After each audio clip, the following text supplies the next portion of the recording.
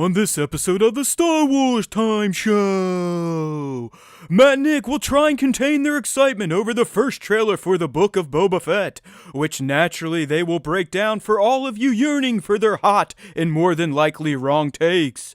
After Boba's time in the spotlight, these two dopes will put the focus on Ahsoka, thanks to her being the subject of multiple reports this past week. They'll even talk some Maul, thanks to a new rumor about his appearance in the land of Star Wars. Finally, after lamenting about a few new toy releases, the crew will guide you through the latest edition of the fan segment featuring Question of the Week responses and our top 5 featured artists of the week expose. Punch it, Chewie.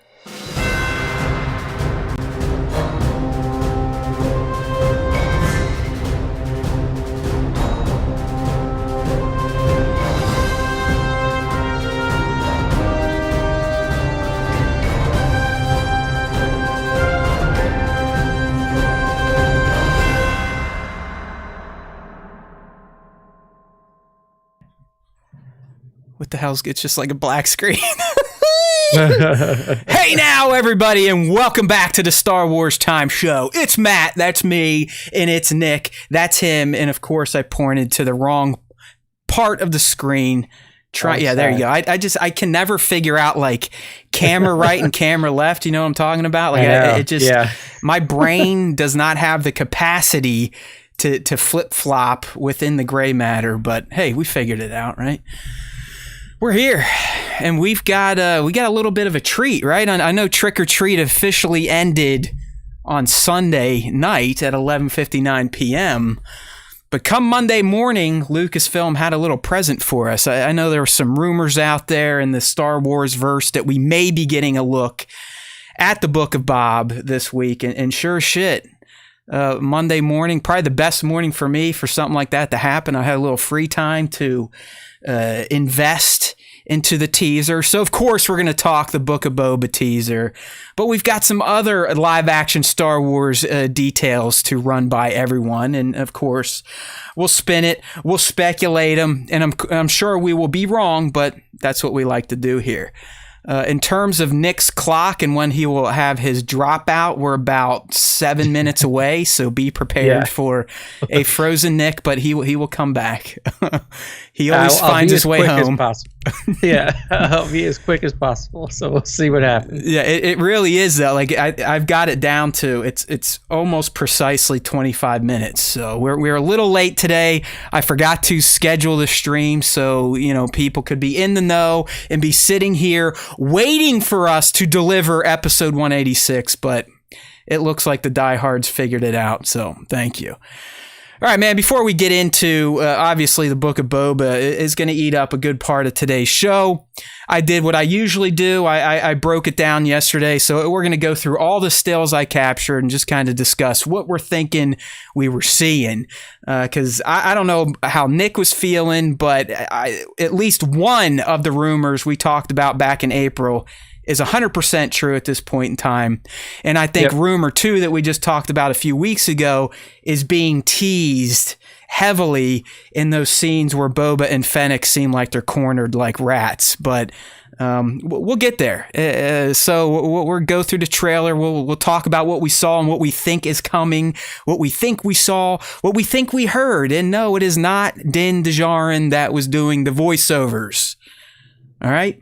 But we'll save that for the Book of Bob breakdown coming up here after we just shoot the shit for a little bit.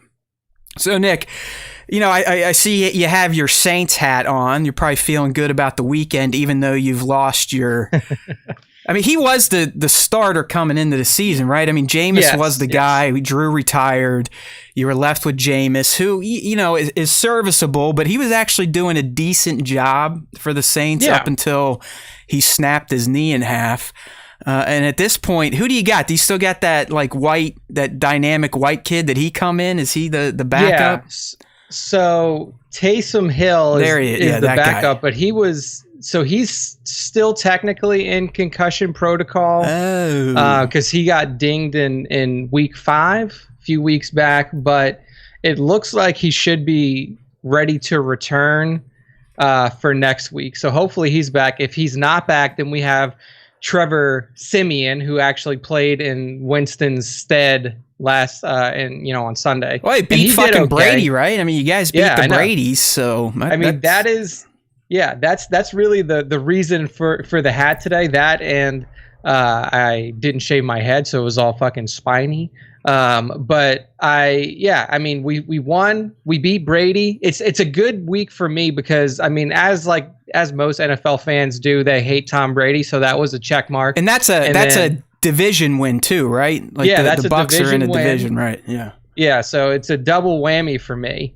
We get to beat Brady and we get a division win. So it was a good week. I mean, the game was super stressful because if you watch football, if you watch American football, I should say, and the shenanigans that can happen in the last 2 minutes, we were in a very precarious position. We were only up 2 points. Brady had the ball with like a minute and a half left. And that's usually a guaranteed win for a Brady team. Yeah, it's like a death nail. And I was like, well, we could be fucked here if they take their time. But luckily, we got the pick 6 off of Brady, which sealed the game up. And I mean, it was exciting. I'm with you, man. I've had to deal with Brady his whole career, being when he was with the Patriots, and I guarantee you, I'm from Pittsburgh, so I'm a Steelers fan. Ben Roethlisberger is a creep. All right, fine. He still wins. It's American culture. We can handle that as long as they keep winning. But Brady, I would argue, probably robbed at least 2 Super Bowls from the Steelers organization. Just, he's fucking good. So that's why I hate his guts. Yeah. I don't hate him as much now because he's out of the American Conference. He's down in the National, but he's still doing his thing. I mean, he's like 900 years old in quarterback age and is still more or less single-handedly winning Super Bowls. And they'll be in the playoffs again this year, even, losing to a division rival. So, I had a decent NFL Sunday myself. I mean, anytime the aging Steelers get a win these days, it's fun. I'm not as invested as I was when I knew they were a competitive franchise. I know they're kind of sunsetting at this point, possibly returning to my early days as a fan in the 80s when they were fucking terrible. They had their run with Noel and Bradshaw, and then they just sucked. Like, awful in the 80s until Cowher showed up. He turned them around, but they still couldn't get over the edge until Bad Boy Ben showed up, and then, we had him for all these years, and I'd argue he was kind of wasted for the last 10, but whatever. I know they're on kind of the twilight of their run. So anytime they win, especially if they beat the cocky-ass Cleveland Browns, I'm down for it. So there's your... I know, like, a lot of geeks and nerds that talking sports is awful to them. Like, scratching a chalkboard type of thing. So we won't go much deeper than that, but I definitely got a little bump from Nick's team in my fantasy. Not enough to win. Alvin did not have enough touchdowns and yards, but he is one hell of a fantasy running back. He is. In terms of the Geekverse, man, Eternals, is that on your radar for this week, or you still need to go see Dune before you see anything in theaters? Yeah, I mean, I still need to see Dune. The main issue is that my next couple of weekends are going to be taken up by travel. So I'm leaving on Thursday to go to a wedding in Virginia. I guess you are still young enough to have weddings in your life, aren't you? People getting married, yeah. Yeah. But so I'm going to be in Virginia from Thursday to Monday. And then I will be... And then basically right off the back of that, I'm going to be leaving to go to Disney on the 13th, which is Saturday. So that's going to be, that's like the prime, theater time. So I'm going to be late on anything that's in theaters right now. But it is something that I'm interested in. And like the buzz has been pretty positive around it.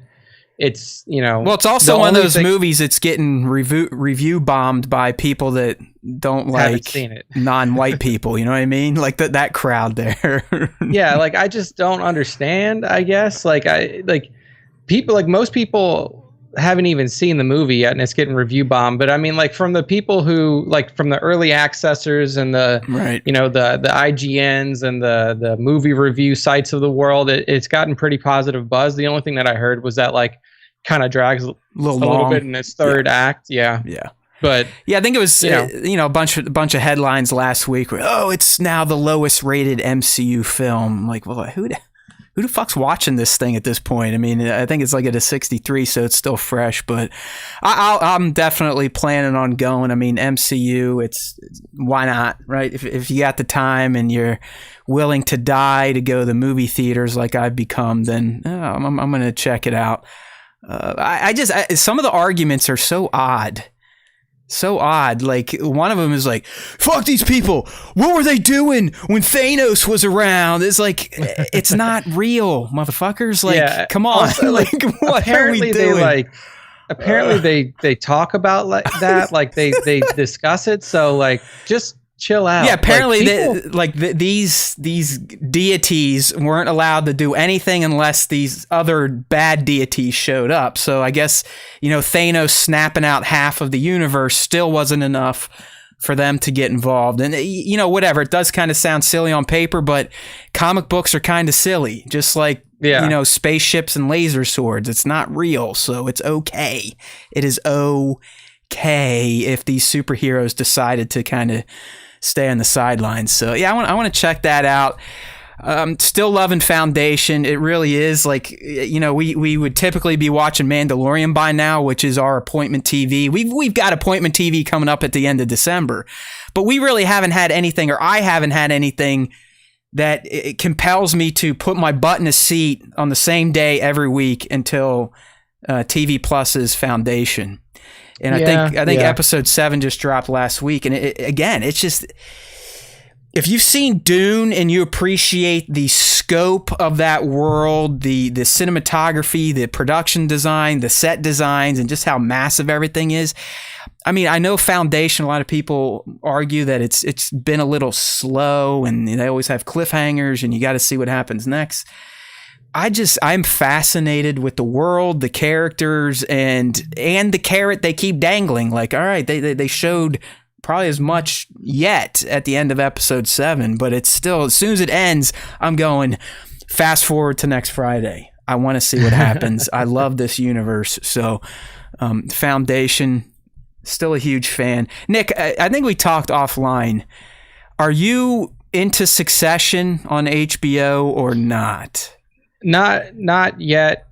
I mean, it may be something that we touch on soon. So there's 2 shows that just came out on Netflix that we're probably going to spend a little time catching up on. You season 3, which I don't know if you and Heather watched that, but that's a pretty good one. And then Riverdale, because I mean, if you've never seen Riverdale, like the live action Riverdale show that's from CW, it is the most ridiculous fucking out there shit ever.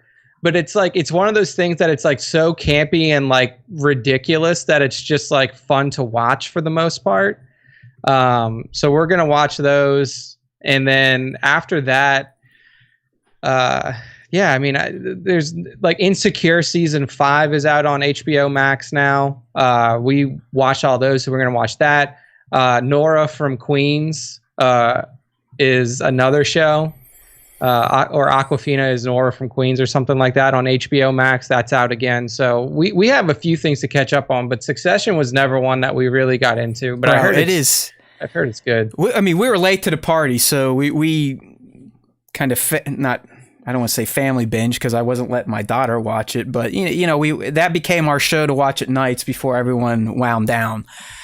And so, but we're now current with the season 3, which just kicked off, I think 3 weeks ago. So it's only 3 episodes into season 3, and it just, I can't remember watching a show outside of like Mandalorian where I have physical reactions to it, either laughing out loud or getting douche chills from watching fake characters in a TV show. But Succession is one of them, which to me is a sign of some fantastic writing and acting. But it just, like I said, we're current now, and it's a show that it's hard to describe. It's not a full drama. It's not a full comedy. It's not all satire, but it's kind of a mix of all 3, and it produces just very compelling TV. and some of the best acting I've seen, both physical acting and the way they can kind of show emotions on their faces, and just the way they deliver the rather excellent writing. So if anyone has been kind of wavering on that, like, hey, we need something to watch, wife and husband or Netflix and chill content, even though it's HBO Max, Succession comes highly recommended from yours truly. Just give it some time. I mean, I don't even like saying that, because I believe it's a fantastic show from episode 1 all the way to where I'm at now. But I've heard from some people that bailed on the first season. They're like, I didn't know. Just stick with it. There's some amazing twists and turns, but to me, it's that Brian Cox, who's Logan Roy, Jeremy Strong, who's Kendall Roy. I forget the girl who plays Shiv, but I mean, they're all just fantastic. It's just one of those shows where you can really tell that everyone is kicking ass and taking names. So huge Succession guy over here. And I think our next one, now that we're caught up, I'm going to get the wife geared up on The Witcher, because we got a trailer last week, and season 2, I believe, debuts later this month, right? I was going to say, like, the Witcher shit has been so hard to track for me, because they had like that anime come out already, I think, which I haven't seen. And then I kept hearing different things about season 2, but maybe it is close. I'm pretty sure it's sometime in November, because we just got a pretty kick-ass trailer. December 17th. Well, there you go. So I wasn't pretty sure. I was fucking lying. So yeah, December is when it's coming out. So you'll have that. You'll have 2 weeks of that before book comes. Gotcha. All right. So yeah, I'm going to probably get caught up or rewatch The Witcher, because I found the live action version with Superman in it to be rather excellent. Like, just kick ass. I mean, sometimes Cavill is a little rigid, but I feel like Geralt just works for that guy. I mean, he embodies him well. Plus he's a good looking dude. My wife likes him, so maybe that will spill over to me somehow. Get a little reach around while we're watching. But that's really it. I mean, I really have just become a couch potato, man. I mean, I still get a little Mass Effect 2 in on the weekends, but even this Guardians of the Galaxy game, which has basically had its digital balls sucked, it's like, hey, we thought it was going to blow, but it's awesome. It's got nothing but positive press. I'm not really feeling compelled to game these days. I don't know if it's a weather thing, or like I said, it's just I'm getting back to somewhat focused TV watching versus the splitting my brain power on phones and a screen. So I don't know. I kind of missed the gaming. I feel like I'm missing out, because this is like the season, right? I mean, this is when all the big titles are releasing, I guess. I mean, I haven't tracked any new game releases in a while. I will say that the one thing that I did go back to this weekend for a few hours, which was super fun, was Ratchet and Clank Rifts Apart. Yeah, I need to. I bought it. I might as well play it. That game is so good. Like, it's not even of the games that I've played on the new consoles, which granted, I have both of them. I've played things like limited stuff. It's not like I'm out there, like you were saying, tracking these releases, buying all the new stuff when it comes out. Like, I played a few things, but like, that game is just far and away the best game that I've played. Well, it's because they actually designed it for the PS5. It's none of this bullshit where we're still developing for the older consoles. It's like those dickheads over at CD Projekt Red. I don't know if you saw that the next gen version, which was supposed to be available last spring, has now been pushed into 2022. So I still have. Dude, you just need to finish it. Yeah, you're right. I probably just need to dive in and get done, because I know one game I'm going to have to tap into, just because this franchise, I mean, it's probably even more endearing to me than Mass Effect or Star Wars on the movie screen, and that's Halo. And you're someone, you're on Game Pass now, so you're going to get it day one, whether you want it or not. You can download it for free because you are a Game Passer. But we got a new campaign trailer last week, and you can tell that they heard what fans were bitching about last year when they showed it off, and kind of tweaked the visuals again. Didn't make it look as cartoony. But I know Halo 5 was divisive in terms of its narrative, but I really feel like Halo had some of the most rich and detailed storytelling and lore of modern video games, and I was sucked in. Like I was reading Halo books back in the early 2000s, mid 2010s. I didn't even play. I bought 5. I probably still have the 5 case somewhere in my little setup back there. Didn't play it, so I played 4. So I don't know. I mean, like, is 5 absolutely necessary? Can I watch like a 10-minute YouTube video and catch up on that? In the end, it's still a Halo game. It's fun to play. The gameplay's tight. The gunplay's perfect. But yeah, the story, I don't know. It just, I mean, shit, the game's 6 years old, so spoilers. Yeah. I mean, I kind of felt the same way about like Gears. When I finished Gears 4, I was like, man, this game, like, it's a Gears game. It's fun to play. Like, it's relatively the same as all the other Gears games. But I was like, story-wise, this was kind of fucking shitty. Like, this whole game was about chasing down Kate's mom. Like, that was it. That was the whole thing. Yeah, I was like, it's like, I feel like Halo 4 had such a great narrative to kind of re-energize the franchise with the Forerunners and all that shit. And exactly. And then 5 just kind of, it still uses them, but you get the whole angle of like, you've got this guy hunting down the Master Chief because the Master Chief goes rogue with a lot of his initial Spartan buddies like Kelly and Fred and whatnot, if you've read the books. And then, Cortana has her thing, and she's essentially the big bad going into Infinite. Yes. Her and these, brute like the Banished, I think is what they're called. But anyways, all right. Well, there's kind of our bullshit time. It's just lots of TV these days. Gaming has gone downhill. But if you're still not in the foundation, if you got TV Plus, you've got at least 7 hours of excellent sci-fi to check out. Invasion, I didn't even check in on episode 4, so that kind of shows you that one has been moved to the back burner. And then Succession is just phenomenal. If you're looking for something to watch with someone who is not just focused on science fiction or fantasy, you know what I mean?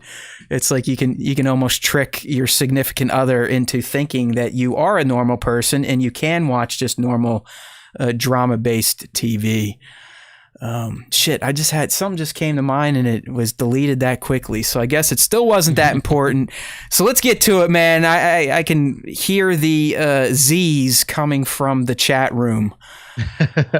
Book of Boba Fett. So I wouldn't say that the teaser drop was a big surprise. Like I said, if you read the tea leaves, if you're someone like myself that fucks around on Reddit more than you need to be, there was a lot of signs pointing to this week getting a trailer. I mean, Monday's always a weird day for a trailer for something this big because in the industry, Tuesday's usually the big day to drop reveals, announcements, trailers. I mean, we got the Morbius trailer today, which honestly I didn't think looked half bad. I mean, Leto's a good actor and I don't know shit about the character. It's probably going to be squirrely because it's in the Sony Marvel universe. So, there's who the fuck's who anymore, like which Spider-Man is which. But it looked all right. But hey, we got Book of Boba yesterday. I'm not complaining. Like I said, I had a window to kind of waste more time than a human should at 41 years of age on a 1 minute and 38 second long Star Wars trailer. But that's what we do. This is a Star Wars time show. Our motto is there's always time for Star Wars time. And yesterday was definitely an example of that mantra. So I guess first and foremost, kind of like how we break down an episode of something, Nick, let's just get general thoughts out there and then we'll go through a scene-by-scene breakdown.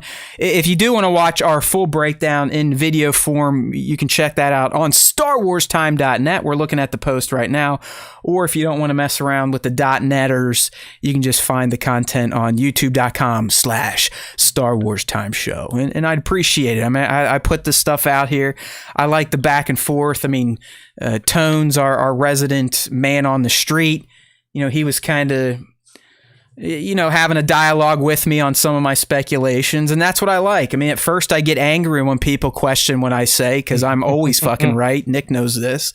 The Kung Fu knows this, but in the end, I just like talking about this type of nonsense with other fans. So I guess just right off the bat, it was a damn near perfect trailer for people that don't want anything spoiled, but at least want to see the universe. I mean, if you aren't Nick or I, or if you don't listen to the show regularly, then that trailer was about as basic as it gets. It established Fett as a man on a mission and Fennec as his number 2. And it also established some potential adversaries in the Ithorian and Jabba's former captains. But outside of that, you got nothing. And it's like some of our fans have saying, or I don't know if you've seen it on the internet, they're like, I bet that trailer is only showing stuff from the first episode or maybe the first 2 or 3. Because we found out last year, all the Mandalorian footage was only through, I think, the 3rd episode. Like any trailer we got pre-Mando S2, it was literally only the first 3 episodes, and everything was clean. And I do think that's the case here. So I appreciate trailers like this that don't give anything away, but still in the end make you want to see more, kind of get you ready for the 29th. I mean, someone like myself or Nick, I want as much as I can get, but I think for a first teaser, it did a good job at kind of setting the stage, naming the players, and kind of laying down the tone of the show. And it's kind of what we thought it would be. I mean, Boba is a man who is looking to kind of stake his claim in the underworld by using Jabba's former assets. But he's also a changed man. And, we got some very clear dialogue that this is definitely not the Boba of the original trilogy in terms of how he thinks. Because I do not think Empire Strikes Back Boba would ever say, Jabba ruled by fear, I plan to rule by respect. And I say this just at the end of War of the Bounty Hunters, speaking to Jabba himself, handing over Han and Carbonite, Boba really goes like, you're going to keep him alive, man? He's like, if it were me, I'd fucking kill Solo. Like, just get him off the map. He's dangerous. He's too many people like him. Too many factions are interested. Boba's like, fuck him. Just kill him. All the bounty hunters that came after him, he laid waste. He Wade lace. There you go. He laid waste to every one of them. I mean, blew up Valance, cut off Dangar's legs. He didn't have to mess with head down. Exactly. Blew up Zuckuss. I mean, the only one he didn't fuck up was IG-88, and that's because Darth Vader already cut him up into a pile of scrap. So I think some of our early predictions on the general plot and tone of the show were definitely paid off on. And I always look for opportunities to discuss how intelligent and kind of future thinking we are on the Star Wars Time Show. So how about you? Yeah. What did the trailer do for you? It was good. I mean, it didn't blow me out the water because there were definitely a lot of like expectations that were met. A lot of our discussions pre-trailer were like, okay, so Boba's taking over the palace. Like, is he going to try to start his own, syndicate? That's basically was kind of confirmed by this trailer. Like that meeting that he had with all of the former captains from Jabba's outfit. Basically, he says, I want to make a mutually beneficial agreement. And to me, that means he's trying to start like a crime syndicate, not necessarily like an iron fist, like right. I'm the king, you guys are my servants, but like a mutually beneficial thing that's kind of that is similar to Crimson Dawn or something like that. There was the leak confirmation, which we're going to talk about pretty soon, which was good to see. And then the rest of it was kind of like, it was good scenes, good flashes of scenes, some action, some intrigue with the characters being introduced and stuff like that. But overall, I think it was pretty cool. And I think it sets up like a very interesting Mando 2.5. Like taking what The Mandalorian has done in its world building around this time and expanding it beyond just like, the planet hopping that we've seen from Mando S1 and 2, and then kind of grounding it in like, hey, now this was what we were dealing with, a lot of surface stuff before. Now we're kind of digging into the underworld side of things. Yeah, I think you're right. I mean, I I know we saw the Slave One do a little flying. I still think that was on Tatooine. I think this entire series is going to be focused on Tatooine and his mission to try and unite the former underlings of Jabba. And, obviously, if he's dabbling in the underworld, it's not on the up and up, but it does sound like he at least wants to do it as honorably as possible. I mean, he does say, like, I'm not a bounty hunter anymore. Yeah. Which is a big step for him, you know? I mean, he's always been known as the baddest bounty hunter in the galaxy, and the respect that he's built out has been because of him being a bounty hunter. But now he's probably realized, like, hey, when you're a bounty hunter, you're not just like, hey, this is just my job. Like, you become the target of other bounty hunters and other people that aren't bounty hunters, and then syndicate. And if you kill enough people for bounties, you become a bigger target than any target that you've ever gone after. Right. And I feel like he's trying to get away from that a little bit. Yeah, I mean, I'm such a weirdo, Nick. I actually wrote down every bit of dialogue spoken in the trailer. And the one you're talking, that's with one and the guy that everyone think is Din, where he says, I'm not a bounty hunter. And the other character says, I've heard otherwise. I know you sit on the throne of your former employer. Like, I've already fucking memorized it because I'm a loser. But yeah, we even got, I believe, a new synopsis with the trailer. I'll read it and then we'll kind of get into the shot-by-shot breakdown. But the Book of Boba Fett, a thrilling Star Wars adventure teased in a surprise end credit sequence following the Season 2 finale of The Mandalorian, finds legendary bounty hunter Boba Fett and mercenary Fennec Shand navigating the galaxy's underworld when they return to the sands of Tatooine to stake their claim on the territory once ruled by Jabba the Hutt and his crime syndicate.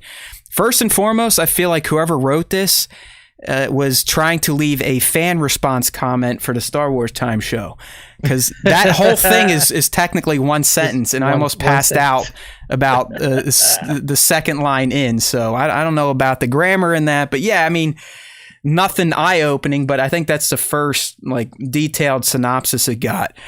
All right, so let's kind of get into the breakdown here. I don't think we're going to see anything until November 12th at this point. That's Disney Plus Day.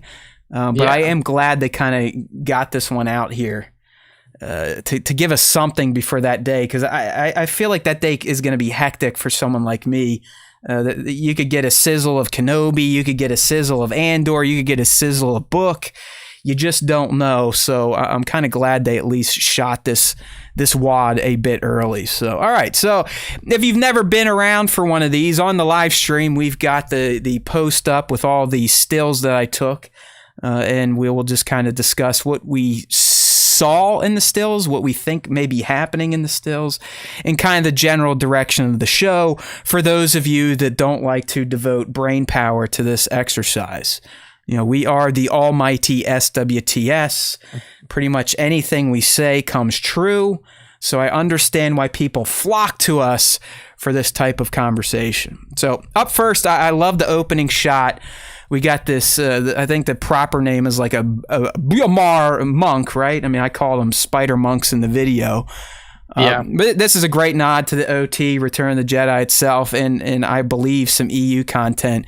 If you're not familiar, Jabba essentially stole these monks' monastery and made it his palace, but he was nice enough to kind of let them hang around. And yes, these are humanoids. That sack down there is the monk's brain.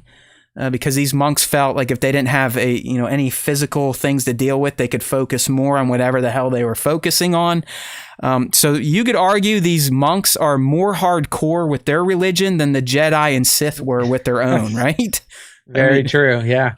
I mean, if the Jedi were so concerned about physical attraction or emotions in general, right here is your solution. You rip your fucking brain out and put it into a jar and just have a robot carry it around. Yeah, I know. But then they couldn't swing their laser swords. There you go. That's so. Right. All right. Up next, and Tone and I went back and forth on this, so I'll be interested to see how this turns out. But Boba, it looks like he's got some sort of servant droid. I argued it potentially is a monk itself, because if you look at the angled head, and if you go back to the spider and really zoom in, it kind of has those same beady black eyes coming out. We just don't know yet. Tone's thinking it could be a modified pit droid because he's like, the hands. I'm like, dude, it's Star Wars. That spider, you're not telling me it can't just shoot out some hands from its body or its head or underneath it. So I'll be interested to see how this turns out. But it's kind of unique because I don't think Boba Fett has ever been a character to rely on or travel with droids, very similar to Din Djarin himself. So, Boba, it looks like he's taking advantages of some of the amenities that he inherited in Jabba's palace. True. It looks like Star Wars Props is saying that this helmet sucks. Yeah, I don't understand that, but obviously I don't have props in my handle, and we all know that Justin is very detailed when it comes to props, making them, getting them signed, so he's definitely more of an expert than me.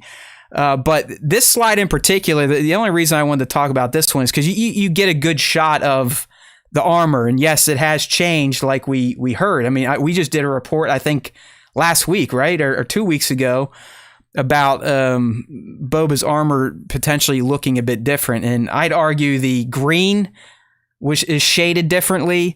There's a few new nicks since he re-armored in Mando S2. And if you look at the body shots, not that there was a ton, they got rid of a lot of the baggy underclothes. Like no more like what were those things called? Zumbas or skids? Like no more skids style pants. Nick's probably even too young to remember skids. Yeah. But they're like they were very baggy, almost ancient samurai warrior-esque. But it looks like they cleaned some of that up, and I will argue I believe the paint, at least the shades of the paint, and yes, we get this granular with Star Wars, look different than what we saw there in S2E8 of Mando. Yeah, potentially. I mean, definitely the most noticeable thing is like the scuffs. Like I think what they're trying to show is like, he's been out there, he's been on the move, he's been, little rough and tumble again, so it's not as clean as usual. We also, Nick, we don't know technically how much time passed from Mando finale and that end credit scene, right? I mean, that's like, I know, it's easy to go to, well, shit, Fennec just got back on the Slave One and they went right to take over the castle. We don't know. I mean, he probably had to get Din and them home because it's not, unless they kept that Star Cruiser, everyone on that ship needed an egress somehow. So you have to figure that maybe Boba dropped everyone off, kind of carpooling with his bounty hunter and merc buddies. But yeah, I think you're right. I don't know if they're trying to, through the wear and tear on the armor, just show a passage of time from the last time we saw him in Mando till now. But it's going to be curious because I believe there's scenes in this trailer that hint that it may pick up at least episode 1 right where the Stinger left off. Yeah, that's what we had a question from Clips. Do we think that the first episode will just include the Stinger again in full? And I think that is definitely a possibility. It's just like, show it again and then just continue straight from there. Yeah, I took a still of it. When we get there, we'll kind of go deeper. But I do feel like one of the conversations we hear Fennec, when she's like, yo, if Jabba was sitting on this throne, you wouldn't dare fucking say that. I believe that is going to be very early on, and it's probably when the captains are rolling in to be like, yo, we just heard this place got shot up and you took over. What the fuck's going on? But anyways, I don't know. I mean, props, if you let us know what's wrong with the helmet, drop it in the comment section there. But I don't know. Yeah, I mean, it's hard to tell. But like you said, Justin's like an expert in this stuff. So maybe maybe he has some like specific details that have changed or that he's noticed, completely different. So. Hey, if anything else, it's a guaranteed new Hot Toys figure, Black Series figure, repaint, re-armored edition, carbonized edition. So, there's all sorts of collectibles coming out because of Boba Fett going through yet another costume change in just a year's time here. All right, so we got a few shots of this. I call it a hub. It's clearly a defined city.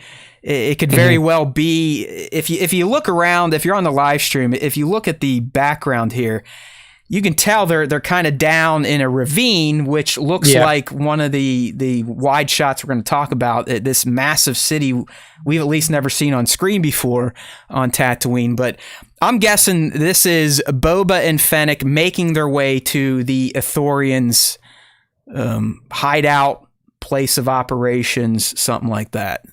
If we're assuming that this sequence happens kind of in order, then it would make sense. And then the interior shot that we do see the Ithorian does kind of match the aesthetic of what we see on the outside. All right, so this right here, now that we're on the Ithorian shot on the live stream, if you're paying attention. If not, you can always follow along on StarWarsTime.net. Just pull up the post and listen along on the audio-only platforms. But so here's where there's a little confusion going on. When we hear the voiceover, that, and I'll give it to you, it does sound like Din. Okay, it really does. But I've been telling all of you this for a couple years now.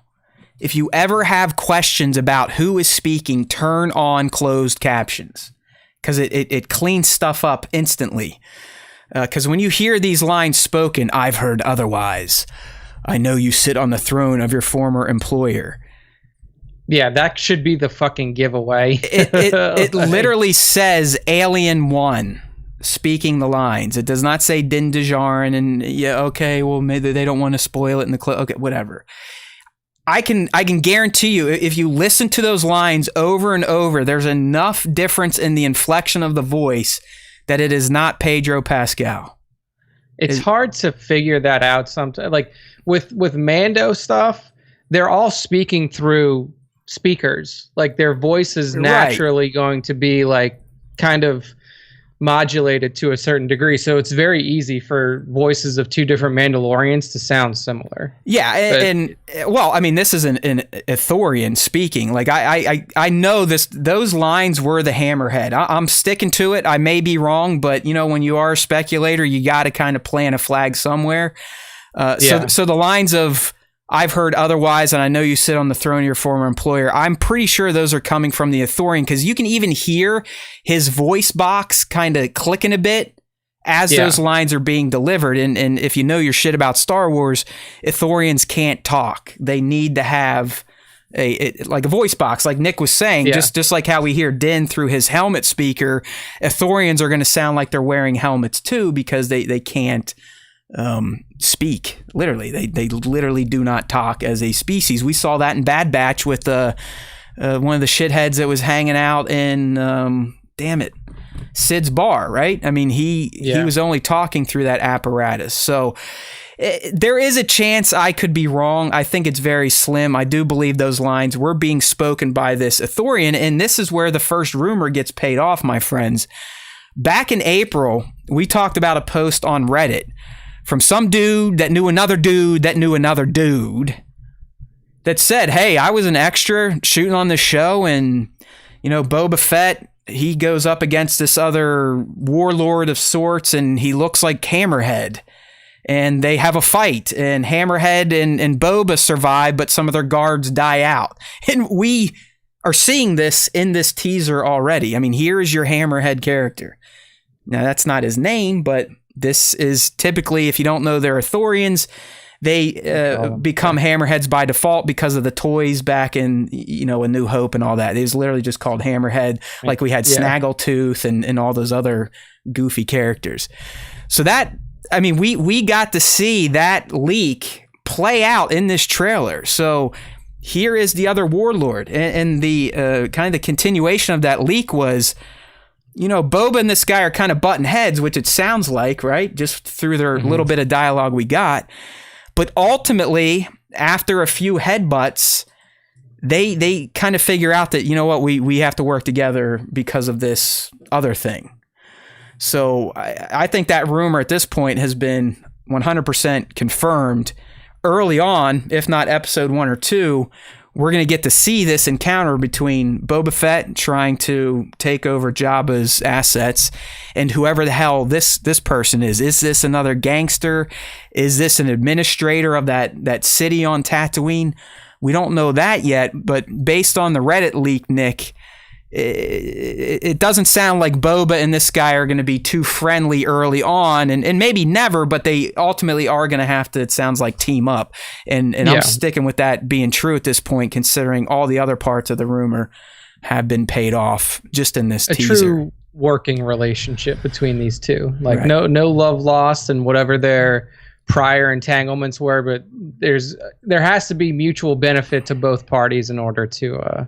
Right. But hey, whenever you have a dick swinging contest, you know, some henchmen are probably going to get killed, and that's going to happen between here. I mean, we see the shootout in bits and pieces, if not an even bigger ordeal that spills out into the streets coming up. So I kind of, you know, this is where what Nick and I do kind of gets itchy sometimes, where, you know, we knew that rumor and it was just a rumor, but now that we know it's true, it's like, well, how much? Yeah, like, are we learning too much? How much more have we learned that's actually going to be legit? And are we looking at another Tross? Just the whole fucking plot is laid out before us, and I don't think that's the case. But the Redditor definitely hit on this one from back in April, so it was nice to see, because I think it allows us to just do a little bit more honest speculation on what may be happening.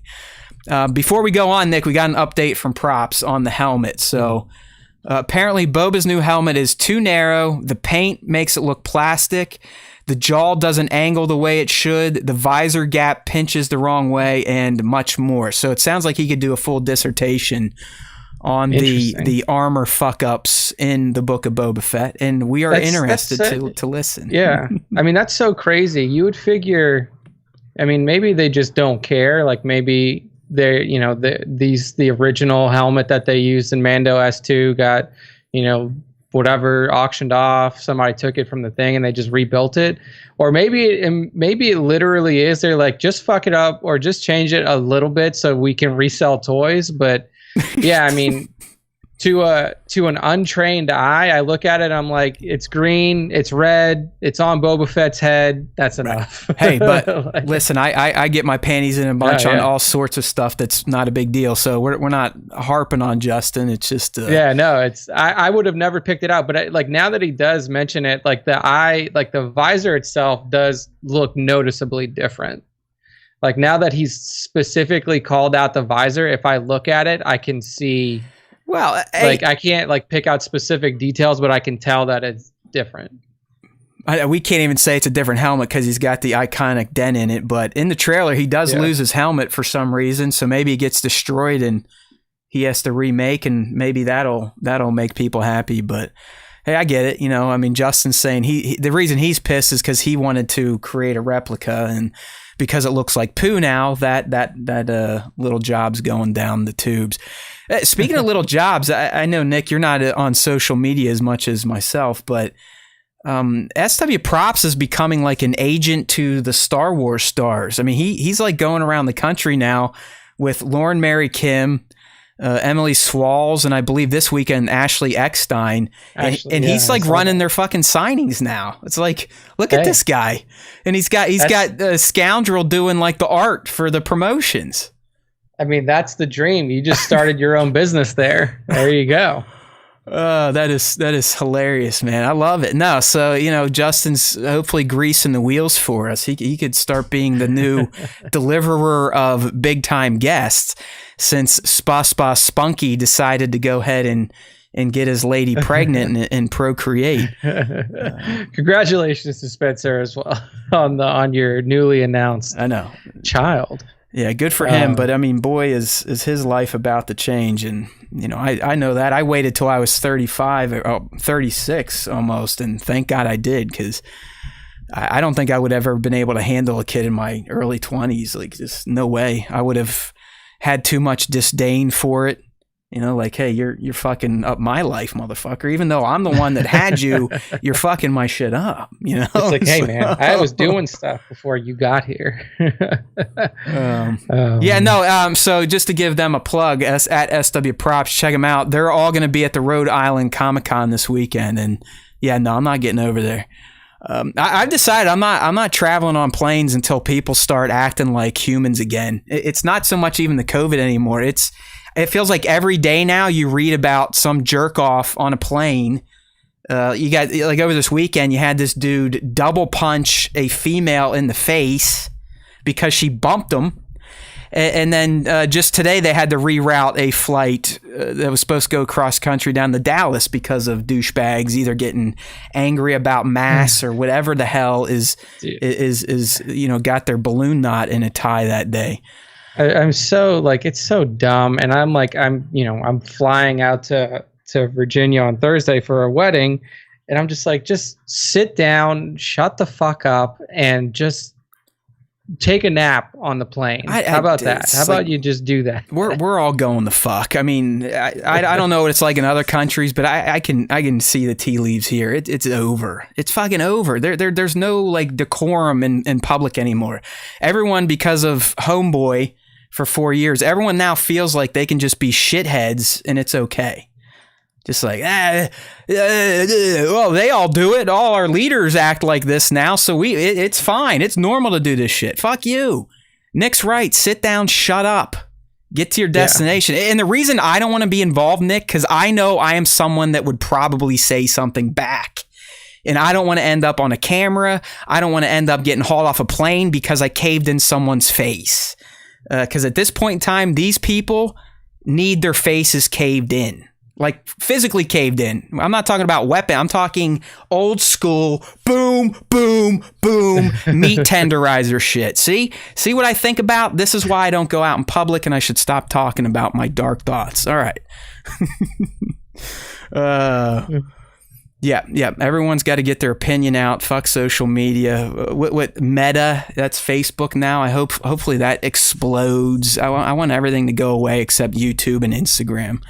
All right. Side rant over. Back to the trailer. All right. So we're up to meeting the Ithorian, who is going to be, cause a little heartburn for our buddy Boba Fett early on. All right. So Nick, this city right here, and you may know better than me because I know you dabbled in a little bit of EU. Do you have any clue what this fucking city is? Is this like an extenuation of Mos Eisley, the largest hive of scum and villainy? Like, is this just shit we never saw before? Or is it, I think what Tone was saying, it's something like Bertine, or like, I guess that's like the capital of Tatooine. Does that ring a bell? Honestly, I have no fucking clue. Like, a lot of the EU stuff that I read was pretty far off of Tatooine. Like, they didn't spend a lot of time there. So if there was a city that was brought up in, like, old EU canon, I probably wouldn't even remember it. But I mean, I've gotten to the point now with a lot of this stuff that, like, I'm not going to lean too heavily on EU influence, but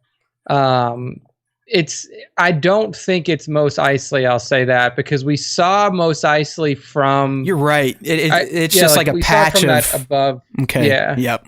Yeah. So this is either like there's other spaceports. Like there's Mos Espa spaceport, which is on the other. Technically, I think it's on the other side of the planet from Mos Eisley. It could be that.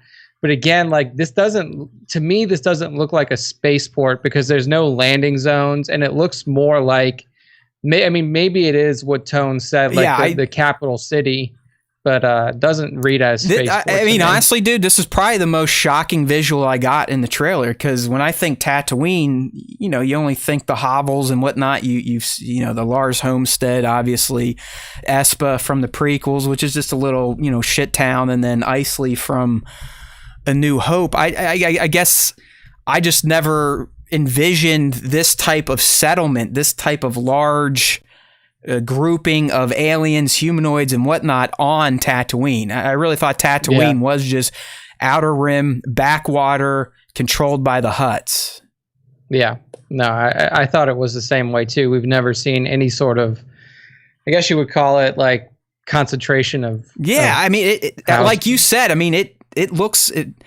I mean, I know the color's way different, but to me, it almost has like Naboo vibes to it, right? With the dome structures and everything. Yeah, like even the buildings themselves, like all of the buildings that we've seen outside of Mos Eisley were basically like stone huts that were just built up, almost like a igloo style, where it's not even like you don't even have walls; it's just like a dome with an entrance.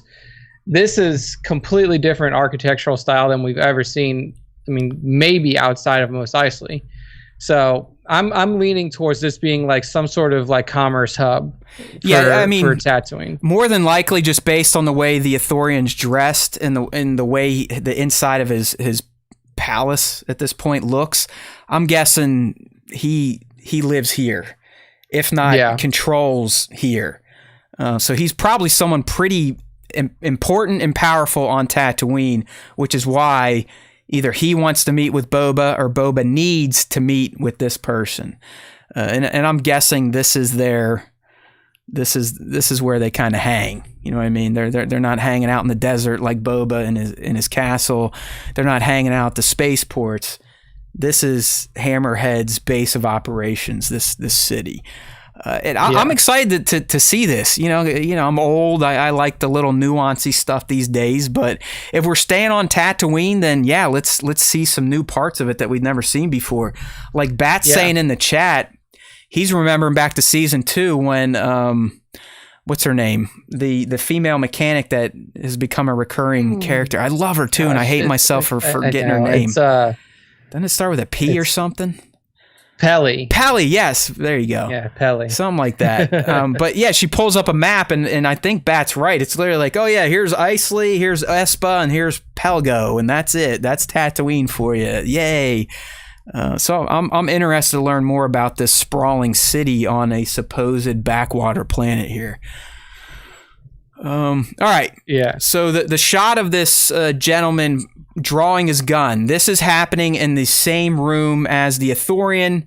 Again, there is going to be a meeting between Boba and the Ithorian, and this first meeting is not going to play out cordially, it seems, and as we've heard in the rumor. Because, this guy draws his gun. Boba draws his gun. It's smoking, so which means he probably already. It seems like he fired. He already fucking probably shot someone. You can tell one of the Gamorrean guards in the back is starting to go down, so he's probably taking a blaster bolt. And again, it's almost verbatim what the rumor was. Boba is going to be there with Fennec and 2 Gamorrean guards, and the Ithorian's going to have his own guards. And after their battle, most of the guards are dead, and that's pretty much what we were seeing here. Here's another guy. They have an interesting dress here. They've got the Naboo maroon, right? Remember back to like Panaka's get up and the Naboo security forces. But they also have these weird, almost like a football neck collar behind them. I was going to say, like, the neck thing behind them really is kind of an odd choice aesthetically. Right. So I guess.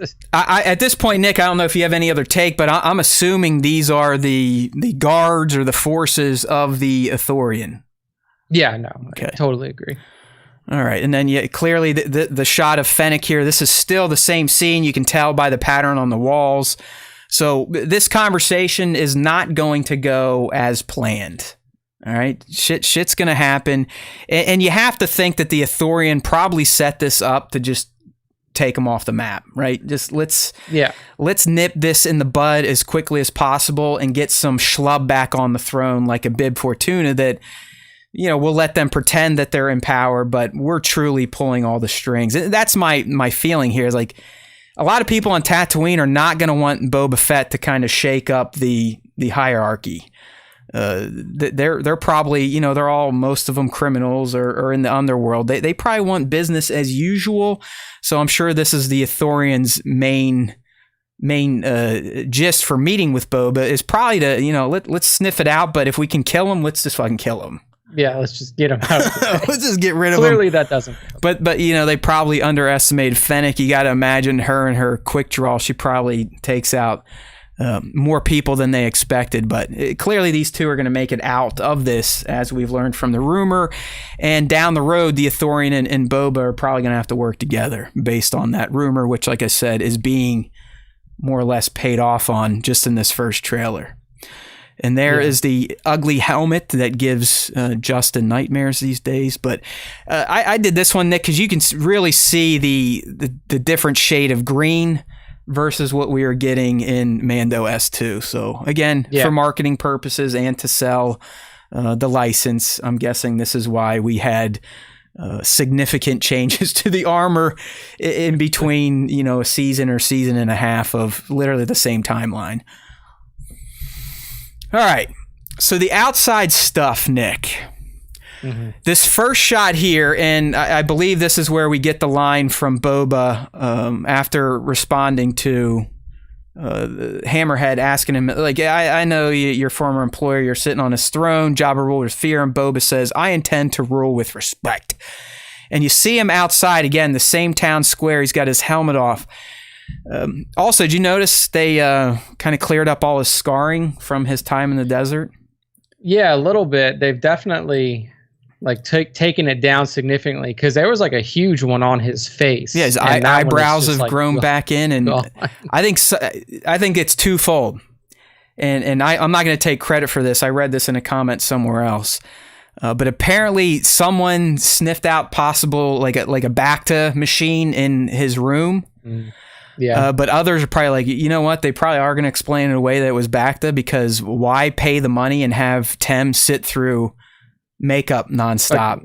Because we're going to have his helmet off a lot, it appears, in the series. So why fuck around with the scar makeup that probably takes an hour, 2 hours? Let's just, he found Jabba's Bacta kit and healed the shit, so he's good to go. Yeah. It's all good now, no problem. But what I want to get here, do you believe, again, I believe, too many believes there, but I truly think this is still the same location approaching the Ithorian stronghold. Do you think this scene where he's taking off his helmet and then Fennec walks up, do you think this is before the conversation with the Ithorian, like them going in, kind of looking at it like, should we do this? Or do you think this is after, when he's like, that didn't go too well, we better watch our backs? I think it's before, because there's still a living Gamorrean behind him. Yeah, good. So I'm assuming that if both guards on both sides get taken out in this firefight, which we see for sure that one of the Gamorreans is either hit or is getting something happened to him, then this is probably that means that's before it. I was kind of feeling the same thing when I first saw it. I imagine this is right as they're about to go in. He probably takes his helmet off and they have a little quip like, I have a bad feeling about this, the most original line in Star Wars. It could be one of those moments, so I'm with you there. I love the sprawling shot of Jabba's castle, and if you really notice, you can kind of see some figures approaching. Who knows if this is going to be like the captains or whatnot. But I just like the shot. Plus, it has a little bit of throwback to Jedi, because that's the door that 3PO and R2 rolled up to, and eventually Master Luke after he sold their asses to Jabba as a little trick. But anytime you get the Vistas these days and what they can do with practical photography and then adding into digital, it just adds so much more to the Star Wars universe. Yeah. All right. So interesting stuff here around the dinner table. And I do believe this is definitely episode 1 content here. But here we get the line from Fennec to kind of establish who these characters are. She says, "You were all once captains under Jabba." So what do you think, Nick? Do you think Boba and Fennec kind of put out the call to bring these people in to kind of figure out, kind of sniff them out and what their intentions are? Or do you think these people show up immediately after hearing about the massacre? I think that they probably called a gathering together, because it seems like Boba's objective is to get these people together to build out some sort of criminal enterprise himself. Instead of having these people go off and either start their own rackets or start working for the Ithorian or somebody else, he's trying to consolidate everything again, consolidate power under him, and then move from there. I will say that the Trandoshan special effects do not look great to me. Like the two Trandoshans that are right next to him on his left side, when I first saw the trailer, I was like, that's clearly CG, and it really stands out in comparison to the two next to him. That's a good point, because you got to wonder why the Dogmen, I know some people call these Clatoonians. I don't know their proper race. I just call them the Dogmen because that's what they fucking look. I mean, they look like dogs. Yeah, they look like dogs. They're the same species from Mando S1E4 that attack that small village. No, I'm with you. And it's like, so why do the prosthetics on the Dogmen, which still requires all sorts of fucking work on the face, shitload of time, but not just throw on a prosthetic Trandoshan head, you know? Yeah, it was a weird choice to do that. So I don't know if like they did it because maybe these two get fucking wasted and you never see them again, and then the dog guys stick around, or what. But that was like one of the that stood out prominently to me. I was like, whoa, that's CG. It does seem weird because it feels like they want to go these days as practical as possible, especially with aliens. And you could, I mean, fuck, they did a prosthetic Bosk in Empire Strikes Back that didn't look that rigid and horrible, right? I mean, he looked like a lizard man, and that's all we really needed. So I can only think the reason they want CG maybe to like lash out their tongue and kind of accent how they all talk, like like Bosk and Bobas, you know, the kind of the focus on the S with this culture. But I am in agreement that it was a little jarring, especially the one wearing the necklace that's looking right at camera. That's like, hey, whoa, the uncanny valley is real. Yeah, it's like, whoa, that one. Yeah, that one in particular was very and just, I know no one listening live or in the live stream needs this, but that is not Bosk, okay? Bosk would never wear like a cape and cloak type of shit. So no, that was not Bosk. But yeah, I think it's right. It's more or less Boba is trying to pick up the pieces from what he started by essentially wiping out a gangster, a head of a family, if you will, and trying as early as possible and through, like he says, a mutually beneficial agreement, kind of shore up his own little power base on Tatooine and more or less fully take over the Hutt / Fortuna syndicate. Because I mean, let's be real, who I believe, based on what happened in the Crimson Dawn run in comics, that Jabba was more or less the last Hutt left. Okay, because Vader kills the entire council prior to the events of Return of the Jedi. So, you know, I'm sure there could be other ones out there. I know, you know, there's Grabala in the Lego cartoons. I don't think he's canon though, but that was still around Jabba's time. So, I mean, were people really intimidated by Bib Fortuna, or was there still like this aura of the Hutts that hung over Tatooine? Yeah, I know. It's that was what I was gonna ask. Is like, was Bib just there as like a temporary figurehead? But like, it would be weird if it was temporary because it's been 7 years post ROTJ. So like, and he looked like he was living a good life too. I mean, he got fat. Yeah, he got fat as fuck. He got fat. He was very happy on his throne there. So yeah, I mean, maybe it was just like it.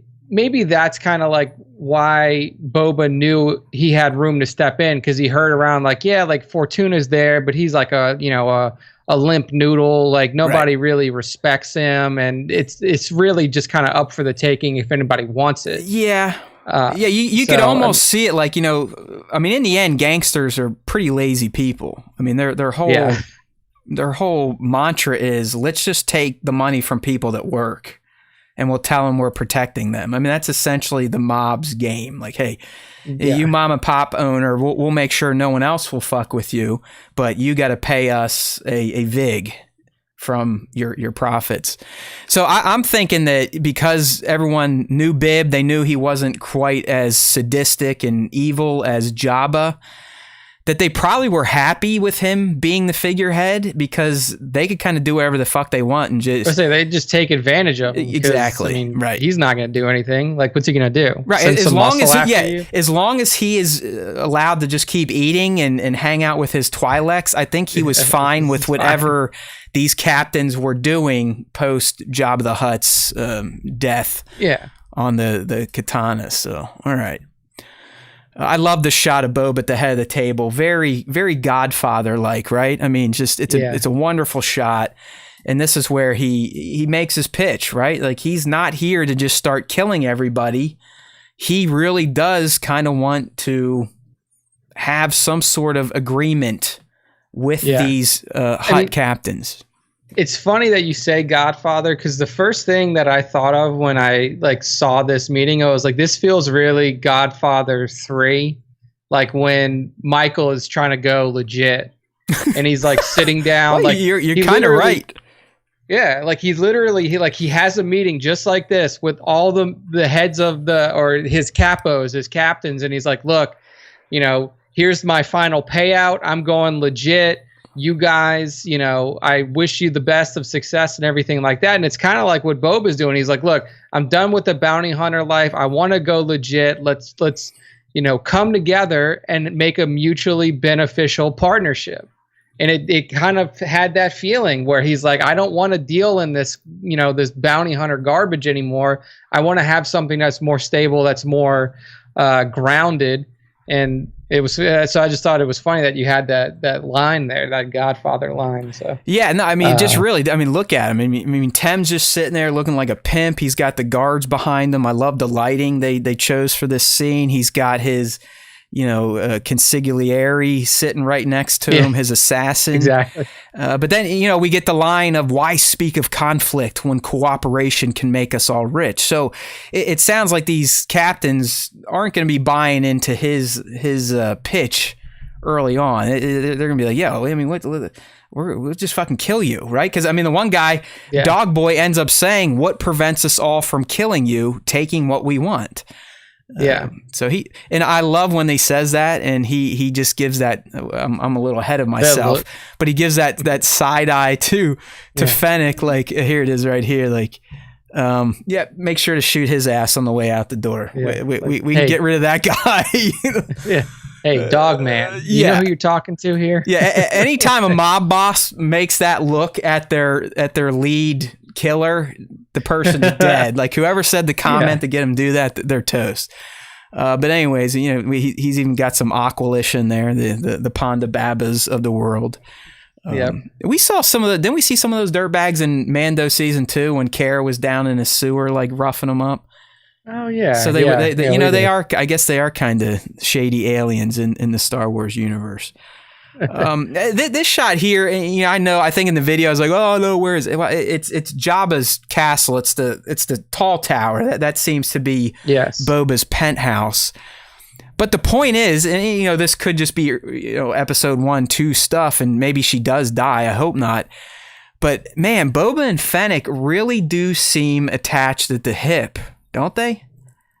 Yeah, I don't know, and we've still yet to see that explored, really, like how they linked up and what. Well, he saved her. I mean, I guess I get it from her point of view because he saved her. He's the one that rebuilt her guts. I mean, she says that, but I don't know. I mean, I guess she's almost doing like the Chewbacca life debt at this point. Because I was going to say, it's like an odd thing for two bounty hunters to have so much loyalty to each other, or two former bounty hunters, I guess you would say now.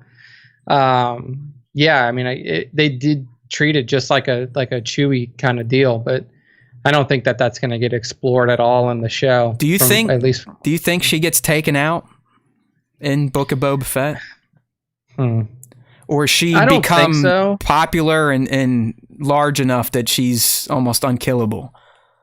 Yeah, I don't think that she gets taken out. I think that she'll stick around because Boba, we already know that, like, we've already seen kind of solo Boba Fett for a while, and we know like what happens to him when he's on his own. Like, that's all he used to do. Ruthless. I mean, in that comic run, he's like, I work by myself all the time. Like, I don't fuck around with other people.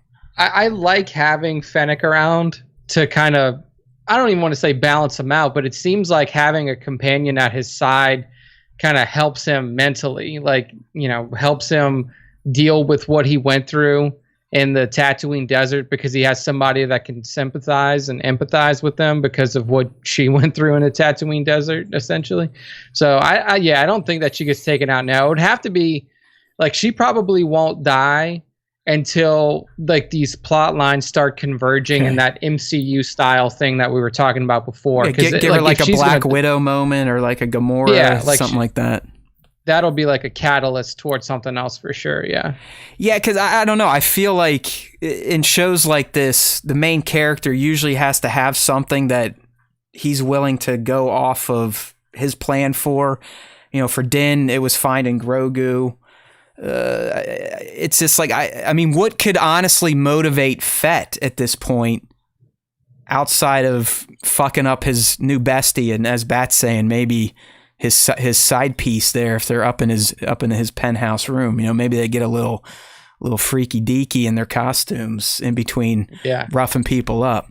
But you know what I'm saying? Like, every hero, I know it's weird to say Boba is a hero, but he is going to be our protagonist in this show, and they usually have something that the bad guy knows they can get to him through. So that's kind of where I was looking at, like, does Fennec become that thing? Maybe, does someone fuck her up and to agitate him? But maybe they are just two badasses the entire series and kill everybody that screws with either Boba or Fennec. Yeah. All right. Okay. We get a shot of the Sand People, Nick, and I'm going to go ahead and postulate here that this could be a potential flashback to his days as Nomad Fett, because, I mean, clearly we see that he adopts their way of life. I mean, he's using gaffy sticks. And if you notice, I believe these Sand People are wearing the darker color robe that we saw Boba in season 2 before he got his armor back. I'd almost think that, like, if you look at him, it could fit that, like, he's the one on the left, because if you look at like the face mask features of all of the other ones, like, that are kind of like right shifted in the scene, this, like, the one on the left, I don't know if it's just due to like pixelation or whatever, but like the one on the left looks a little different than the ones that are on the right side of the picture. Yeah, I mean, I don't know. I mean, if one's Fett, who knows? I feel like this could be a flashback, or him, like the Mando, Din, linking up with Sand People in a friendly setting, right? Because we always thought before Din, and he would do his, rock, paper, scissors thing to talk to him. We always looked at them like, subhumans. They were almost like animals, as Anakin described them. But we learned through Din that, like, no, these are the indigenous race of Tatooine. They know the planet better than anybody. Better than the Hutts, better than Boba Fett, better than Din Djarin. It doesn't matter. Better than the fucking Skywalkers. You heard me, Rey. So, I mean, I could see Boba reaching out again, like, hey, they have to have some sort of connection, or he truly just killed every sand person he came across when he was trying to come back to life out there in the Dune Sea. So I'm going, this is either a flashback to his time with them, or him calling the tribe of sand people that helped him before to possibly come help him again. Yeah, could be. Yeah. All right. Storming through a door, I still believe this is Boba, Fennec, and the two guards walking into the Ithorian for the meeting. They kind of walk in with purpose. So I really don't think it's going to be a very friendly conversation to start. And we know it's not, based on the rumor that leaked in April. I mean, there's definitely going to be some fisticuffs with guns when these factions meet. Plus, we still have the Gamorrean guards, so I think Nick's right. This is still probably prior to the meeting. All right, one of my favorite stills of the trailer, and that is of the Twi'leks. And we even got a flesh tone colored one. I mean, I don't know if she's supposed to be like the orange variety, kind of like Hera's dad. But my goodness, I still have this weird thing for the Twi'lek species. I know it's not real. I know this is a human in there. But there's something about good-looking women with tails on their head that just does it for me, and I argue does it for Boba Fett. I mean, he's into alien females as well. But the reason I want to point this out, the fact that they kind of focus on her, right? I mean, she got like a whole second or two in a trailer, which is huge if it's just a random side character, background character. Do you think this Twi'lek will be involved in Boba's story here? Or is this just truly like, hey, I think her name's Jennifer Beal. And by the way, Nick, this lovely looking woman is 57 years old. Is she anybody? Like she was in like Flashdance in 1983, and then she's done some recent stuff like producing on, I don't know if it's Showtime or Netflix, but I just thought it was weird that this woman got like a specific casting post. Like Jennifer Beals cast as Twi'lek in fucking Book of Boba Fett, but like, why would anybody care? Well, like, do people know who she is? No, no, you're right. Like, I get it, but I think it's because it was such a poignant moment in the trailer. Like they took time out of the trailer to be like, this girl. So yeah, people are going to be like, well, first off, who the fuck is this, and how's she involved? And that's how we, Tone figured it out. Or like Nick said, I mean, Deadline, all the big sites were coming out. Hey, Jennifer Beals in Book of Boba Fett as a Twi'lek. So I don't think this is going to be just a little bit part, but no, yeah, I mean, clearly she'll have like that'll be like his. I mean, not even mistress, just his love interest. You think this he's going to try a little hanky panky here?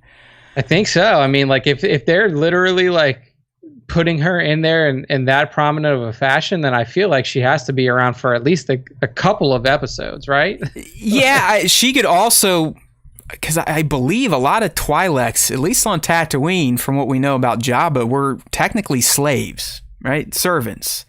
Yeah. And we see I'm going to kill myself if I say right again, okay?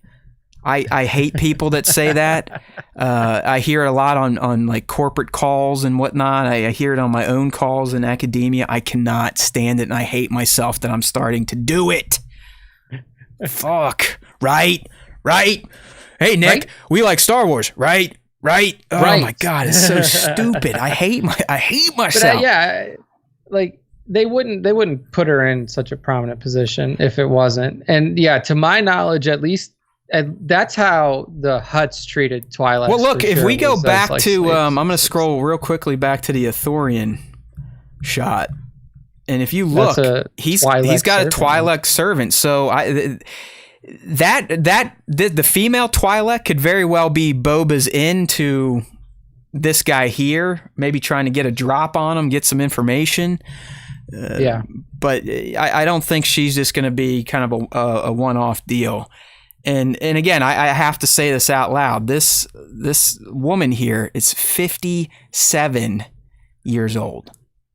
That's what money will do for you. I don't even, is it though? Like, I don't see crazy plastic surgery. I mean, it's kind of like Ming-Na Wen.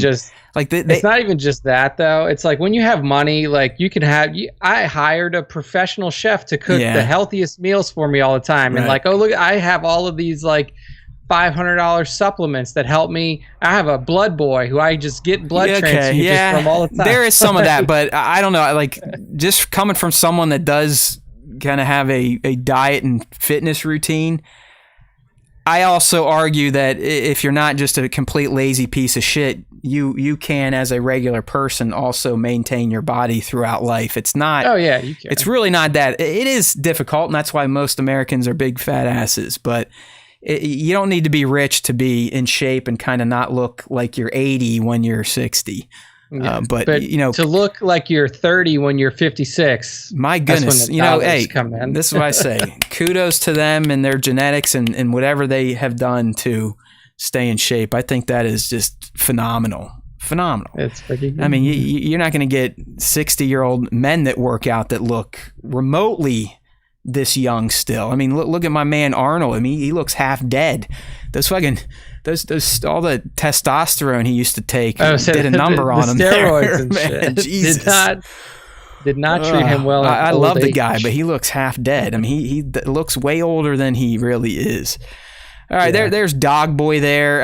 I have a feeling this guy is going to probably be one of the first to kind of get zapped, just like, you know, summarily dismissed, like kind of like the Bib Fortuna kill. Like, all right, I've heard enough, and you're dead. I don't even remember why. This is where this guy was saying, "What prevents us all from killing you? Taking what we want." And then we get the side eye I talked about, right? That's Boba going, "Okay, we got to watch out for the dog people. Fennec, wink, wink. You know what to do. Shoot them under the table and yell McClunky if you have to." All right, so we're getting into some of the shots where I think confirm one of our other big spoiler leaks. There's clearly going to be some sort of fight that goes down, and Nick, I'm thinking all this stuff happens after their initial meeting with the Ithorian. Yay or nay? Yeah. Okay. Yeah, it seems like it. You're still in the same environment, like you're still in that same city. So probably like the shooting goes down. There's a conversation that happens after, and then, or even the conversation is interrupted by the shooting, and then they make it out. Yeah, they get out and then chase down. Then the real shit hits the fan. So looking here at the helmet rolling on the ground with credits coming out. Anything? That was an odd sequence for me, right? Because I don't understand how we get there. Like, are these stolen? Like, we see Boba with the helmet on, like, in the facility, like in the room with the Ithorian. So it's not like he just had coins sitting in there. That's his wallet. We didn't know. I mean, there's actually a secret compartment in there. There's like a little opening at the top, or like a little, you know, compartment at the top where he just keeps a spare change.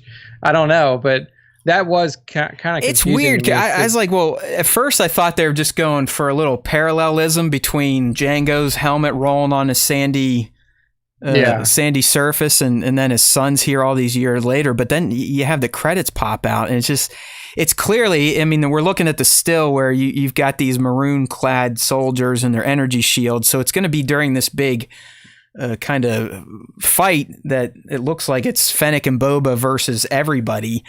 So how the fuck did he get credits in there? Why'd the helmet pop off? I don't know. It's interesting, very odd. But it could be tied to, like I said, which what I think this scene will lead to, my friends. As you can see, again, these. I still think these guards are a part of the Ithorian's force. You know, they don't have the kind of the neck roll on the back, but they still have that maroon looking leather armor, if you will. Yeah.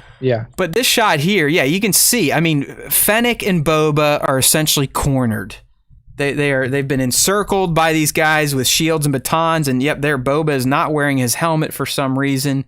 Who knows, maybe he as he was running out of the Ithorians, he's like, oh shit, cash, and just threw it in there, because he clearly, I really think his biggest focus right now is being rich. I mean, he literally says, hey, motherfuckers, I want to make money. Let's quit screwing around. I just want to be rich as fuck. Like, he's going for rich AF.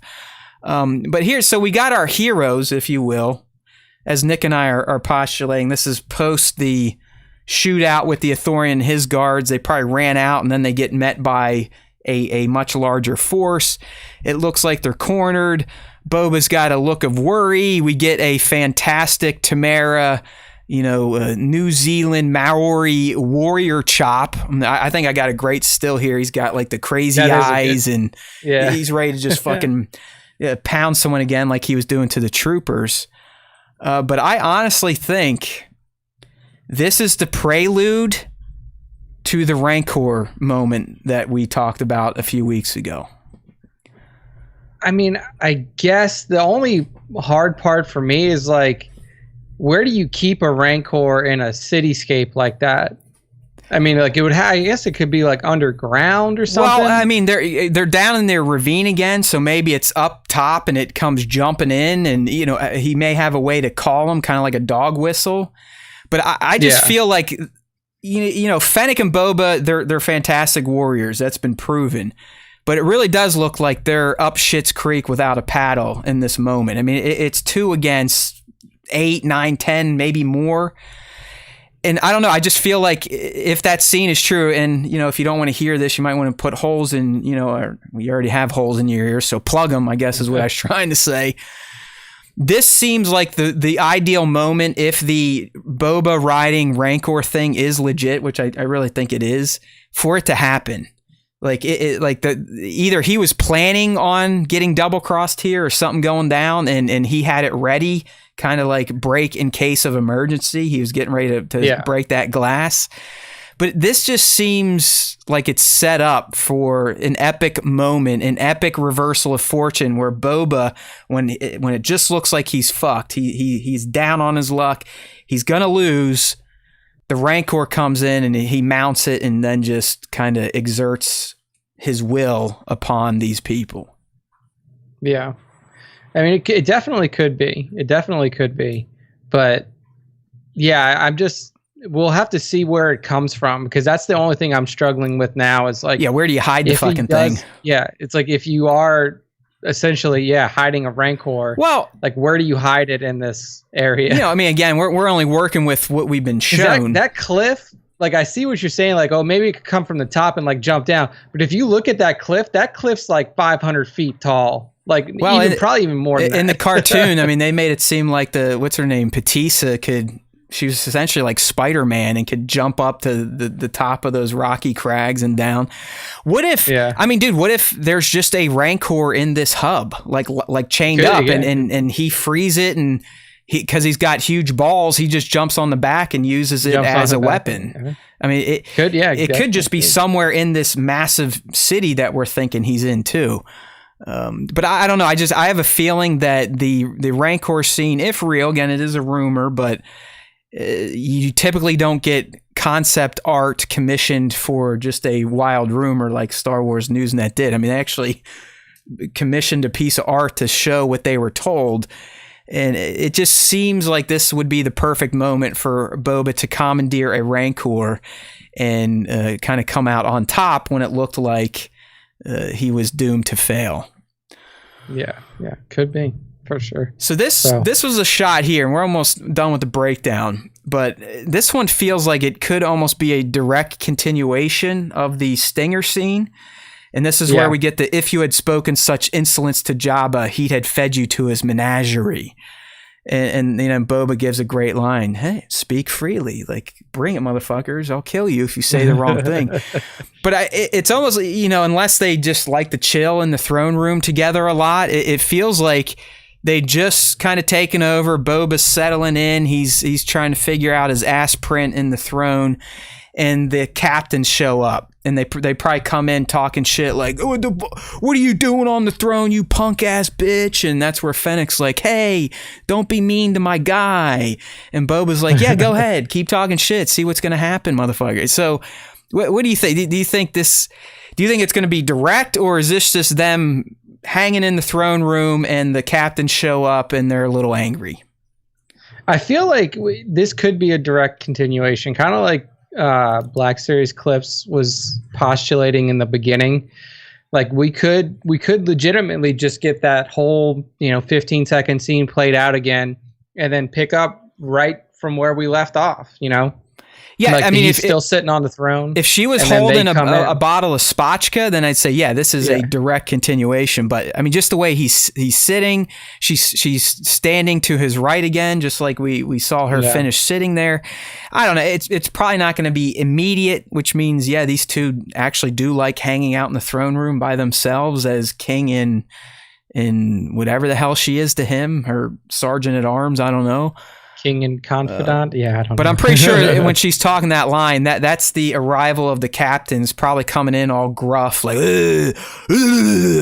what'd you do? Blah, blah, blah, blah, blah. You killed Bib. Now we're going to kill you. And she's like, hey, say that again, you're going to get shot. But you had to love the dude's Boba's line at the end, speak freely. So there we go. That was our first teaser breakdown for Book of Boba. I don't know. I'll be interested if we get maybe one more 2-minute plus like full trailer. But outside of that, I think it'll probably revert into the old TV spot train where you might get half a second of new footage mixed in with pretty much the same stuff we've been seeing.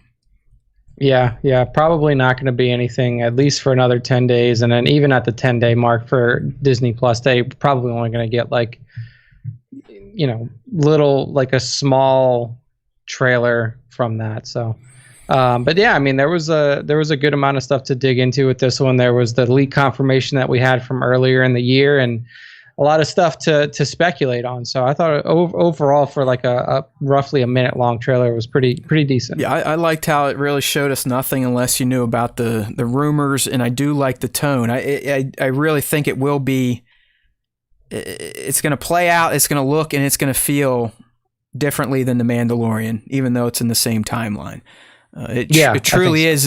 As Nick said earlier, it's going to be a much more narrowly focused show, where The Mandalorian feels like it's just trying to make its world bigger and bigger and bigger with each season and each character they introduce to kind of expand. All right, so if you like that stuff or you want to check out my 8-minute rambling rant through it, make sure to subscribe to us on YouTube, youtube.com/Star Wars Time Show. All right, before we move on, my friend, you know what we got to do here? We got to tell our listeners about our lovely sponsor. You all know who it is. That is Manscaped, and I'm just vamping here to get some of the rotating text pulled up so we don't get sued. But we got some words for you. We're moving into November. We're getting, I know a lot of people groan, but yeah, we're getting into the holiday shopping season. So Manscaped has some new things to consider in addition to the Performance Package 4.0, right? So this holiday season, Nick and we are giving thanks to our friends at Manscaped. Do we tell our extended family that we have the Performance Package 4.0 from the global leaders in below-the-waist grooming? Not to mention, it includes their Lawnmower 4.0 trimmer to tame our bushes and score brownie points with, at least in my case, the in-laws. So gift yourself Manscaped or the man in your life who needs it. Join 4 million men worldwide who trust Manscaped with 20% off plus free shipping if you use the code SWTS when you head over to manscaped.com. So I've been thankful for Manscaped since the spring. This is our first real sponsor, but I also am a huge fan of their products after they've, they kind of let us play with them, use them a little bit so we can talk about them honestly with our fans. And really, no BS. I mean, it's the Lawnmower 4.0 and all the other contents of the Performance Package 4.0 have truly revolutionized the way I spend my time in the bathroom. I feel like I smell like a more pleasant mang, right? Thanks to the crop preserver ball deodorant that comes in that Performance Package 4.0. And then throughout the day, if I feel like I need a little spritz, I'll just grab my Crop Reviver toner, kind of spread the legs a little bit, give it a little poop poop, and we're off to the races. But that's not all you get in the Performance Package 4.0. You're also going to get the Performance boxer briefs that Nick loves to wear every single day, even if they're not clean, as well as the travel bag to hold it all. And don't forget, you've got the Weed Whacker is in there too, and that's the nose and ear trimmer. All right, but these days, we've got some new liquid formulations coming out. So you've heard me talk about it. Like I said, I'm not blowing smoke here. I love the Crop Preserver and the Crop Reviver. They're probably my two favorite things. But coming up this November, December, if you're thinking about stocking stuffers or gifts for the men in your life, Manscaped has been busy, and they have just launched the Refined Body Wash and 2-in-1 Shampoo plus Conditioner. Both feature the Manscaped signature scent, which I love, no jokes, and will help unlock your confidence this year. Your boys and body will be oh so fresh and so clean when you start off your self-care routine with the ultimate body wash, shampoo, and conditioner. And if you are on the live stream, my Vanna White over here was holding them up for you. I have not gotten my samples yet, but Nick did, and it really is a huge change from it's a big upgrade. What we got before in the body wash and whatnot. And yeah, they're not kidding. Like I really do appreciate Manscaped's signature scent. I've never been a man that has been big on cologne and all that crap. I put on man lotion on my face and that was about it. But ever since getting the crop reviver, the crop preserver, and the body wash early on, I appreciate kind of smelling like a man now. And it's not this kind of like, oh my goodness, that guy put too much stuff on smell. It's a very tame, almost woodsman-like smell. So I'm a huge fan of what Manscaped is doing with its liquid formulation. So don't forget, you can get things like the Performance Package 4.0, the Lawnmower 4.0, the Weed Whacker, and the new signature scent smelling refined body wash plus 2-in-1 shampoo plus conditioner over at manscaped.com. So don't forget, you get 20% off plus free shipping with the code SWTS at manscaped.com. That's 20% off plus free shipping with the code SWTS at manscaped.com. Be thankful this holiday season for the best gift of all from Manscaped. Your balls or your partner's balls will thank you. There you go. All right. I mean, I will say right off the bat that I used the new body wash already. And it's one, it smells awesome, and two, they added like some new hydrating formulation to it, and you can tell like right off the bat that it's just like better than I can't wait. So, I mean, I'm like, awesome. all for it, and like I said, this is not because they're sponsors. Yes, they're sponsors, but trust me, it's not like they're keeping the lights on. So I truly just enjoy the products these days. So if you believe us and you want to be like us, don't forget 20% off over at manscaped.com if you use SWTS and free shipping. All right, Nick, we're running a little bit late for our new schedule, so we'll do our best with these other topics. There are some decent ones, so we'll see how things go. Maybe we'll just make the fan segment a little bit quicker than usual. But we did have a few Ahsoka rumors, and the one actually comes from industry players. So I'm going to take this one to heart, and that's the fact that there's a good chance Ahsoka is going to be in Mando S3, because as Nick posted during the most recent episode of the Fat Man Beyond podcast, which is what Mark Bernardin and Kevin Smith, I think they take questions from fans or whatever. Bernardin revealed that he had approached Rosario recently to star in a short film he was making. But according to him, either Dawson herself or her people had to turn it down because she would be filming Star Wars in December at the Manhattan Beach location. Yeah. So, I mean, the big thing to call out here is we know that Ahsoka's got her own show, but it's also been reported prior to this that the Ahsoka series probably wouldn't start filming until early to mid 2022. So for Rosario to turn something down because she would be filming Star Wars in December, it does not line up with that schedule. And also, they are actively filming Mando S3 in Manhattan Beach as we speak. Oh, yeah. So, I mean, like I said, Lateef has been there pretty much every day, because I think season 3 is going to be kind of like season 1, where Pedro is more or less voiceover talent. Yeah, it kind of seems like it, especially with him having to be on set for The Last of Us. Yeah, I mean, he's actively filming that right now, I believe. I believe they're still shooting Last of Us Season 1. So, but yeah, Nick's right. I mean, the production's been up and running since mid-December.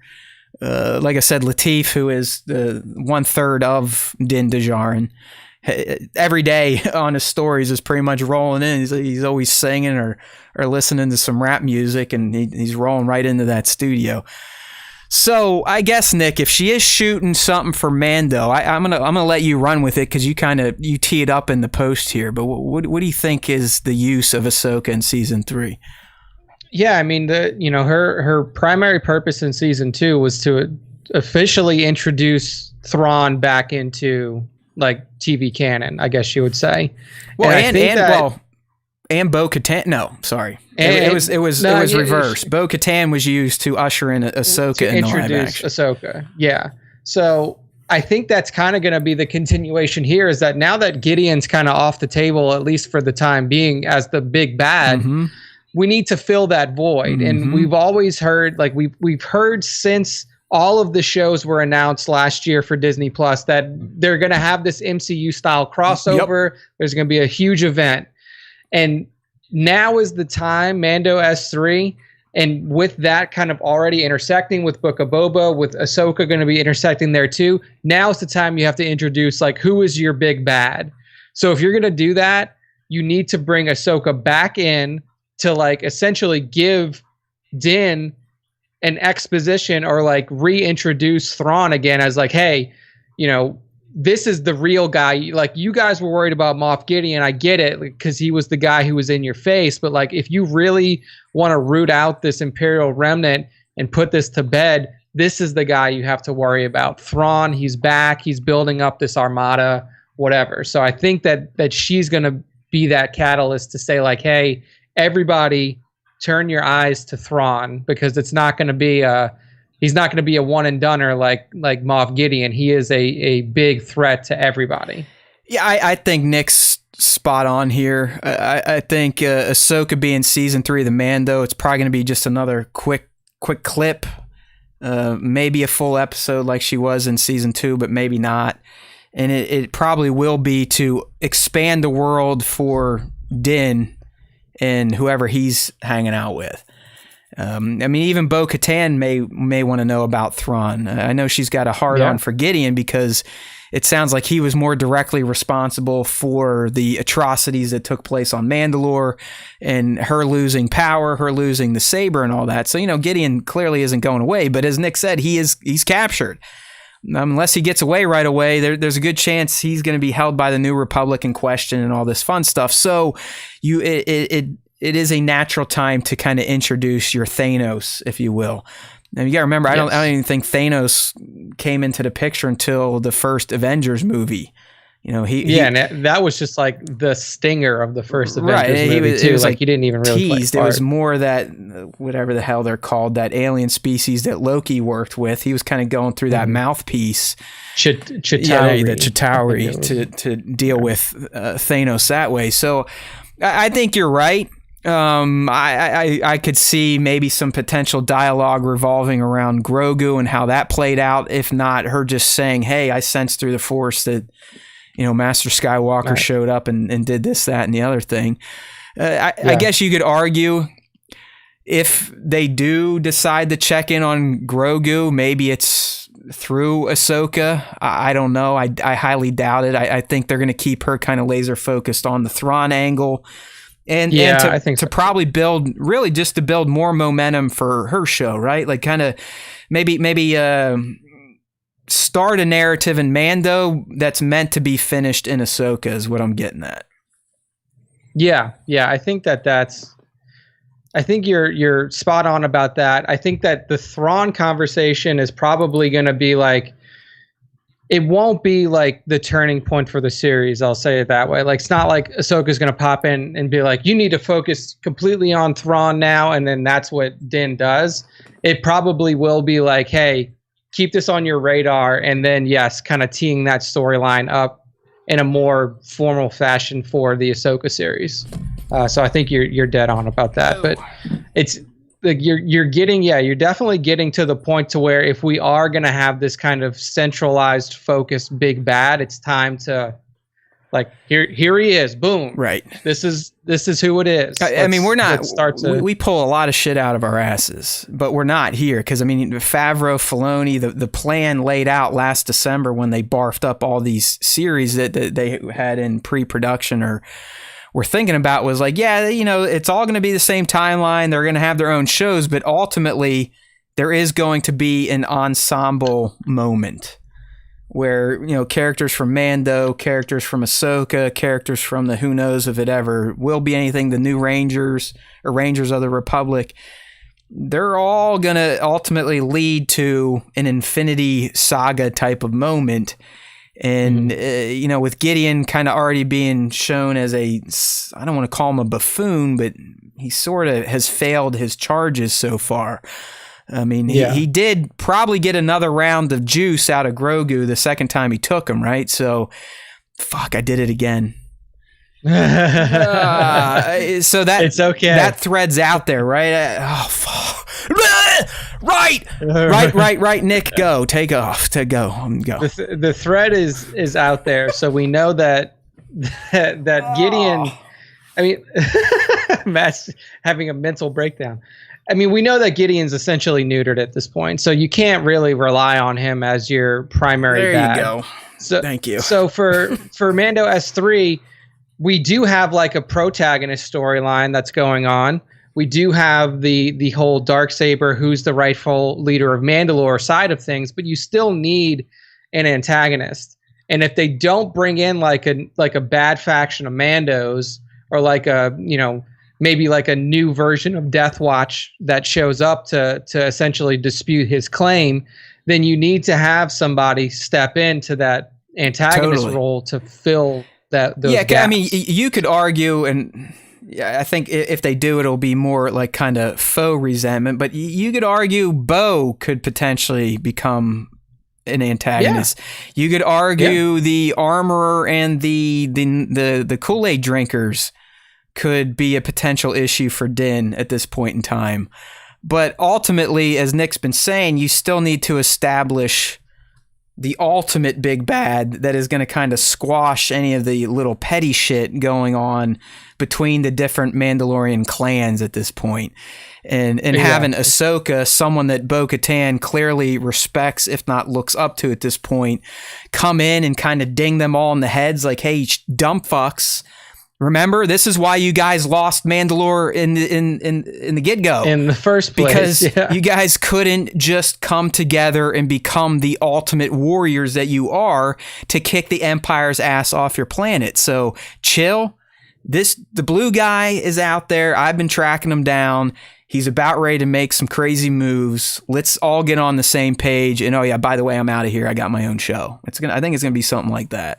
Right, like peace out. I'm gonna go talk to Grogs and Master Lulu. I'm gonna go check in with Sky Guy's brood here and see what they're up to. And then we're all gonna talk to young Anakin's Force Ghost because he's the only Jedi that can change his age in Force Ghost form. All right, so no, I think you're right there. I mean, I think she'll be used to introduce Thrawn to the Mando timeline, but also to kick off her own narrative that will be picked up. Maybe even we get like an Ezra mention or a Sabine mention. Hell, maybe Sabine gets mixed up in Mando S3 in the Call of the Mandos we talked about last week. Definitely could. She's a stealth character that nobody's really talked about a lot since pre-Mando S2. She was a member of one of the more well-known and influential clans, and kind of left on good terms, at least in Rebels. So if we are going to get to this Call of the Mandos where 75 or more come across the galaxy to kind of band behind Din and whoever, Sabine would make total sense to be involved in that, considering her past and, like I said, her lineage. All right. The next Ahsoka one we have is more of a rumor. This comes from Illuminati. I don't know. I mean, clearly they have friends on Reddit that we don't. All their rumors get ran as gospel. But it just, like, if you actually read the article, which hopefully Nick did not, I don't like wasting his time. But they were kind of all over. To me, it was more of a speculation exclusive than an actual exclusive. But according to them, and we're not talking shit. I'm just giving my opinion. It's not like anyone covers our leaks, so I don't really give a shit anymore. But according to Illuminati, they uncovered details on a potentially new lead character named Riz for the Ahsoka series. But if you listen to this, you're like, it's probably just Ezra, you motherfuckers. But here we go. Riz is described as a bit of a lone wolf, world-wise despite his young age and able to handle anything life throws his way. This character is listed as a series regular with options. All right, so that's essentially Ezra Bridger on paper, okay? Right?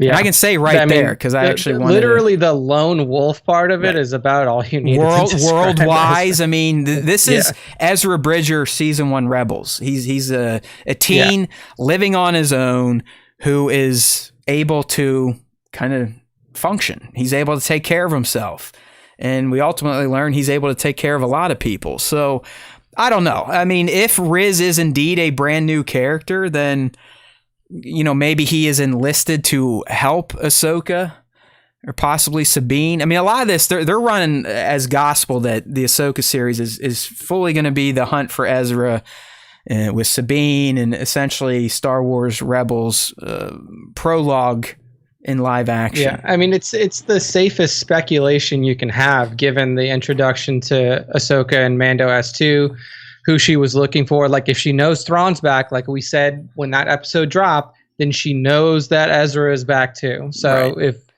it's literally not even going out on a limb to speculate that. Yeah, it's probably the safest. This Riz character, like I said, if it's not Ezra, I mean, it even sounds like it's like a code name: Riz and Ezra, Riz and Ezra, Riz Ezra. It's kind of it's pretty much the same thing. But let's pretend Riz is brand new. It could be a friend of Sabine. Like I said, it could have been someone that Ahsoka has ran into and is maybe taken under her wing. Who knows? But according to Illuminati, there could be a potentially a new lead character for the Ahsoka series that is not named Ahsoka. Yeah. But I still believe if you're going to have an Ahsoka series, Sabine just makes too much sense to incorporate. And like Nick said, same with Ezra. You can't have Thrawn back in the universe without the guy that got him sucked out into the unknown galaxy, with no windows, by the way, by space whales. Like, you can't just explain that away, that one's back and the other isn't. They have to be in the same universe. The only way they get away with this is if they open up with a crawl, or they open up with Thrawn saying, "Ha ha ha, I already killed that Ezra Bridger and made my way back." It's like, all right, well, that's not going to happen. So listen to Nick here. If Thrawn's involved, Ezra has to be. They're just, at this point in time, the way they went out in Rebels, they are attached. Yeah. Okay. Nice and quick. Another rumor here, and this one I hope does come to fruition, even though I think a lot of us would prefer to see this continued in live action, and it probably would have been, no, it wouldn't have been, based on what they're saying here. And Nick, we're talking about this rumor that dropped yesterday that a Crimson Dawn animated series is being developed with the lead character being Maul, and the time period, correct me if I'm wrong, would actually cover Maul's adventures with his syndicate prior to the events of Solo, right? Correct. Pre-Solo. So this wouldn't be a follow-up series or anything like that. I was wrong. This would be completely new content. Now, you still have the possibility of including Solo characters. Like, you could still have the possibility of Kira. You still have the possibility of Dryden Voss.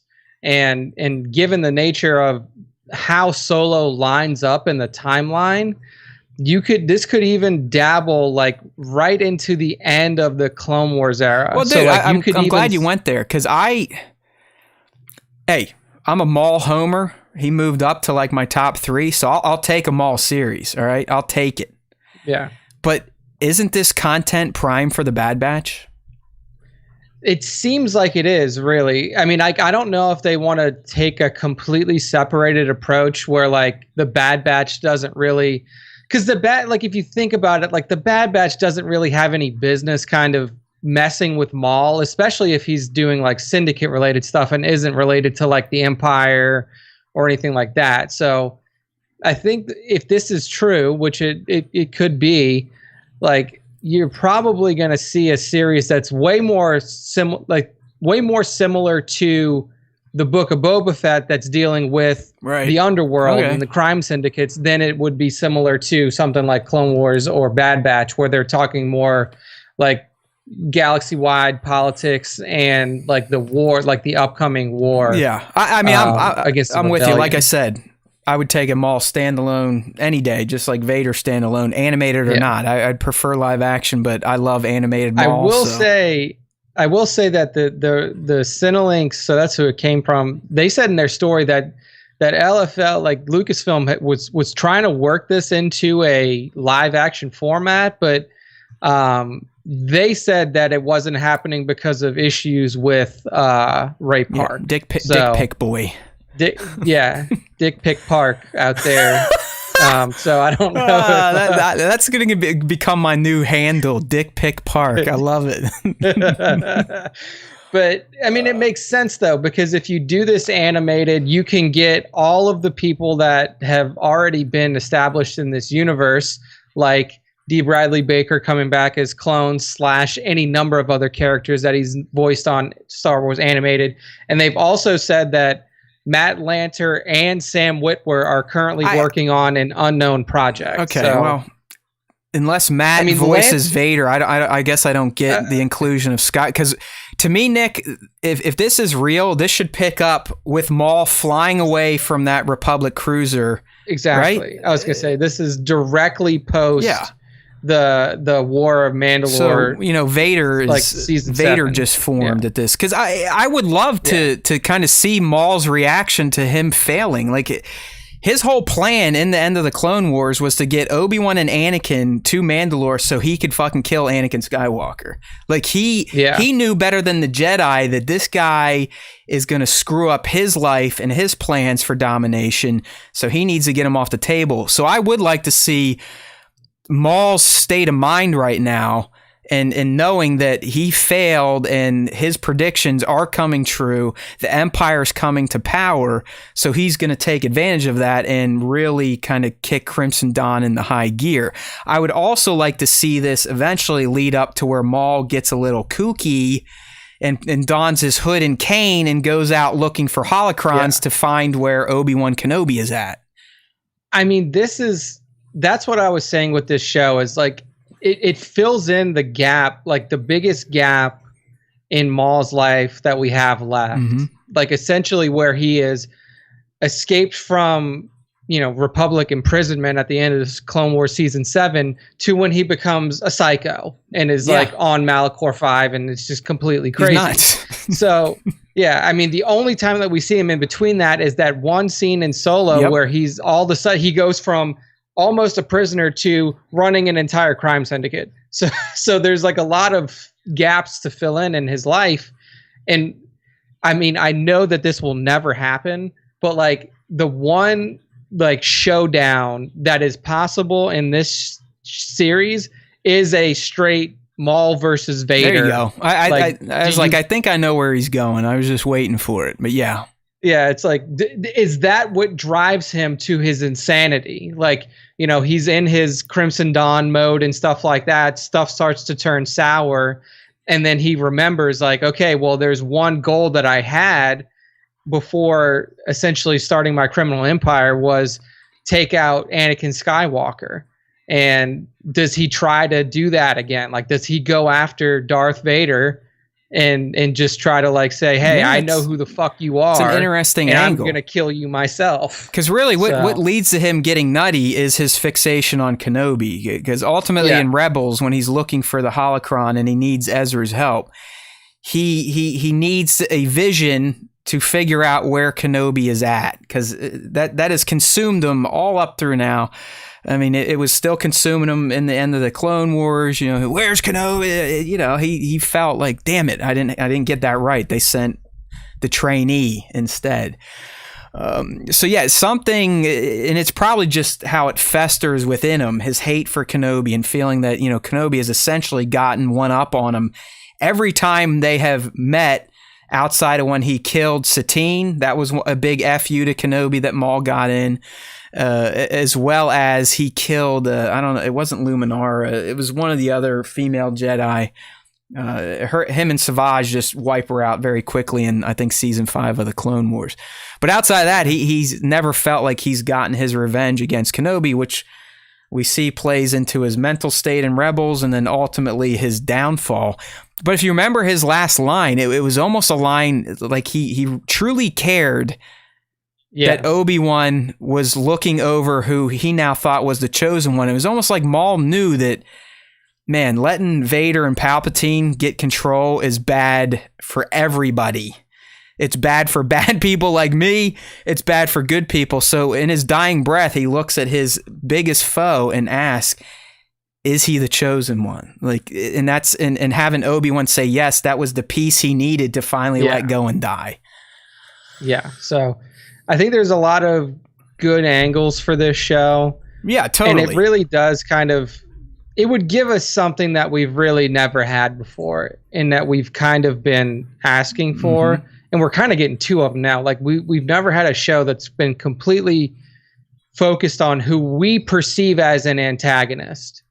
And now if this show is true, and in a way with Book of Boba, like Book of Boba Fett was an antagonist in the original trilogy and has kind of played the role of antagonist throughout the animated series that he's included in. We now have two potential shows that are going to focus on, hey, here's the bad guys and here's what they're doing. And it's a refreshing kind of take on what we typically get from Star Wars. I agree. And bad guys are usually cooler, even if we don't ultimately want them to win in the end. But I've always appreciated the bad boys and girls of Star Wars, with Maul and Vader being at the top of my all-time list. Real quick, while we're on Crimson Dawn, and the reason why I think this probably is real, I mean, the War of the Bounty Hunters kind of kicked it off and brought them, well, I mean, Solo essentially gave them prominence with Maul and Kira.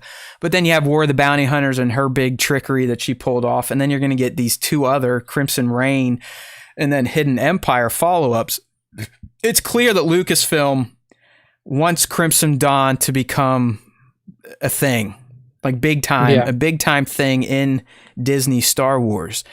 So I'm not doing comic book breakdowns as regular as I used to. I'm probably just going to stick to the themed runs. Like when Reign starts, I'll probably recap some of that stuff. But the new issue of Vader came out last week, and it still had the War of the Bounty Hunters tag on it, so there was a little crossover content. And what you're looking at now on the live stream, my friends, was a big reveal from that comic. Kira and Crimson Dawn, they're so entrenched in the galaxy secretively that Ochi of Bestoon is a Crimson Dawn agent, and that was revealed in the most recent Vader. This is the Emperor's personal assassin, and it became like Vader's traveling buddy throughout this Vader comic and the War of the Bounty Hunters. So in this issue, Nick, he goes back to the Assassin Guild and finds that they have captured Kira. And you're like, oh, wow, he's really going to look good in Vader's eyes.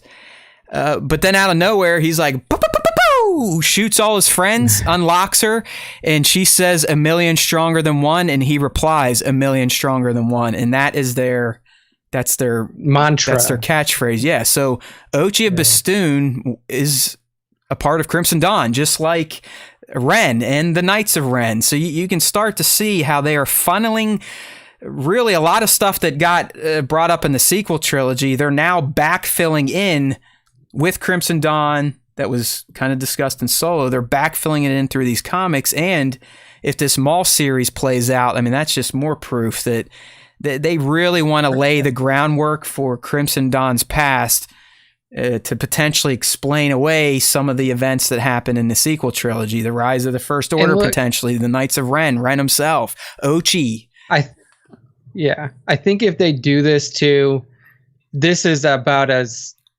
straightforward of a hint, like, hey, we're gonna do post Solo content. Like, we're gonna try to do, and I know that this show is supposed to be pre-Solo, but if they're doing this and they're saying like, hey, we're going to dedicate resources to a Crimson Dawn focused show that is almost certainly going to include Kira. Like, I don't know how you do this show and not include her, because she's been in that world for a while when we get to Solo, like specifically towards the end. Like, it's got to be that they're like, Lucasfilm has to be like, we're going to give you this, and then you guys have been asking for it. We're going to give you Solo follow-up content, whether it be in the form of animated or live action or whatever.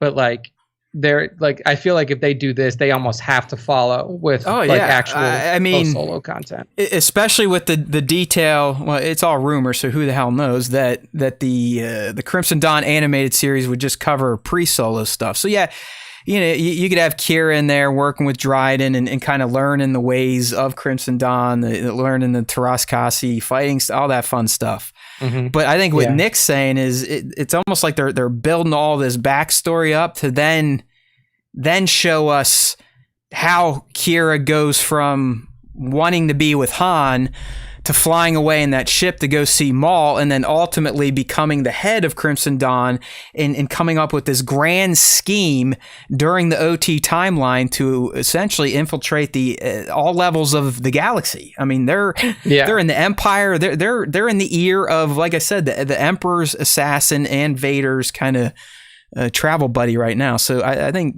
I hope Nick's right. I would love to see in live action, that is, but I'd take animated. No more reading, please. All right, you can keep doing the comic book stuff post solo Kira as the leader, but yeah, we still need to see what did she learn from Maul. What was it like to be his lieutenant? Because she in the War of the Bounty Hunters comic alludes like, hey, I've had to deal with Sith like Vader before. Don't worry, I know how to handle myself. Pretty much alluding to the fact that she worked for another off the rails type of dark side user in Maul himself. So yeah, it does seem like they're putting a lot of eggs into the Crimson Dawn backstory basket and future stories, post solo content. So we still need some gaps filled in for her, Han, Chewie, and the gang.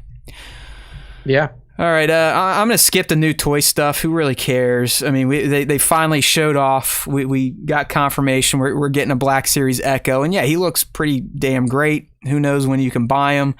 We got the Rogue One Stormtrooper, Bib Fortuna, not the fat one, so ROTJ one. Fortuna. And then Little Omega. So the Bad Batch has been rounded out in Black Series form. Who knows when you can order these new ones. But that's it. Like I said, we're getting a little long in the tooth today. But I got a bunch of my exclusives showed up. They're still sitting in the box here. Nice in packaging. Really, the one I really wanted is Trapper, just because it's Davy Boy. But yeah, he's still sitting in the box on the floor. So clearly, I have not learned my lesson, and I really don't want toys anymore. But I buy them out of FOMO at this point in time. So problems. Dude, that's how my gaming was for a while. Like I knew I wasn't playing, but I was like, I still need to have it. I just need to physically have it near me. And it just sits there and collects dust. And then I finally pulled away. But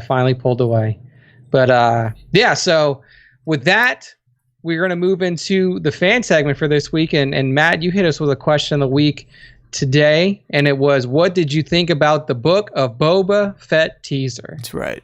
And we got some good responses here from the fan base. I feel like they liked it. I'll say that. I feel like the general tone, I say general because there's one in there maybe, is that they liked it. So we'll see.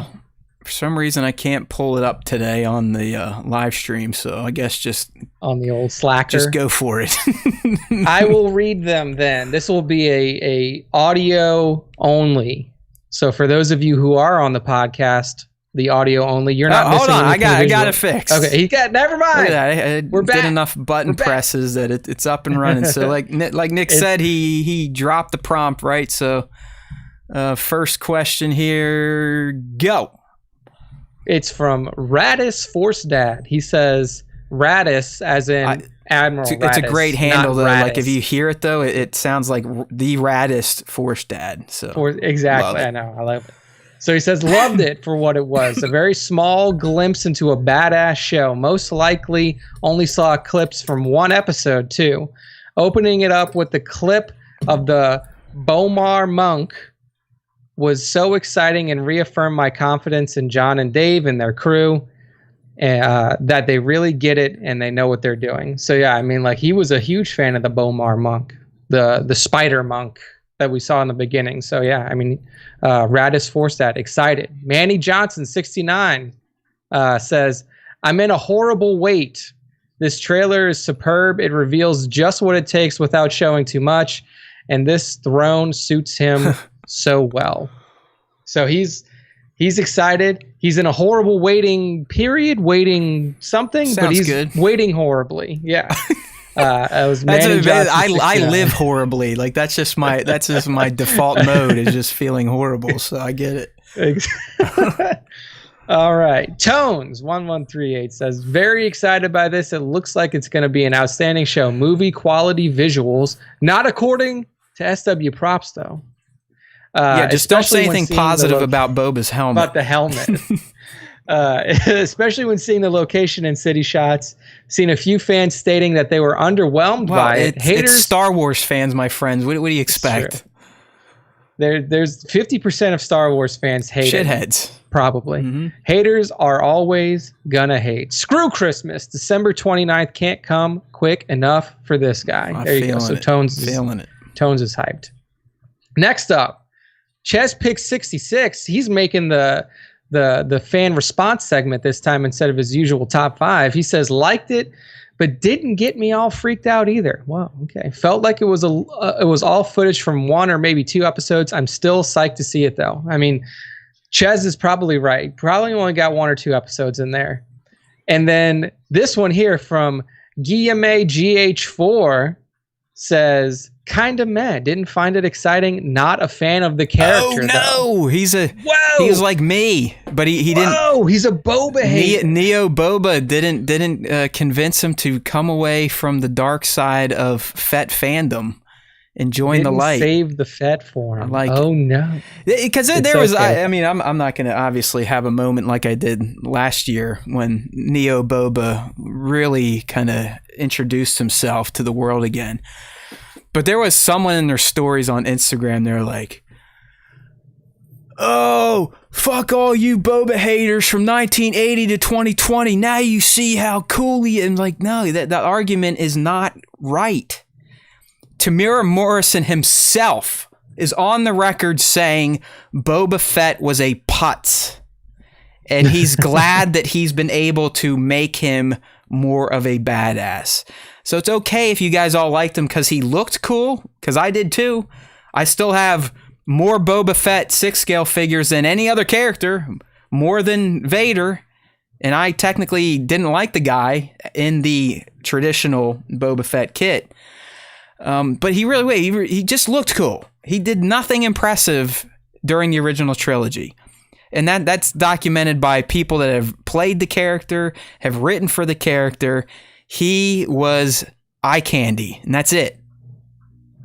It's true. So it's okay. It's just, calm down, everybody. I mean, he was not a very intimidating guy. He got killed, quote unquote. He got taken out by a blind guy. Let's just all remember that. Like an accident. It was an accidental death. I mean, come on. So, but yeah, I mean, I think that people are generally a little excited. I can understand like Chez's take that you really wasn't enough to get you like, oh fuck, here we go. Yeah, because it wasn't like a ton of stuff. He's probably right. Probably only saw maybe 1 or 2 episodes worth of content there, but it's a good little tease, good little tickle. So I'm happy that technically we're about 2 months out still. So.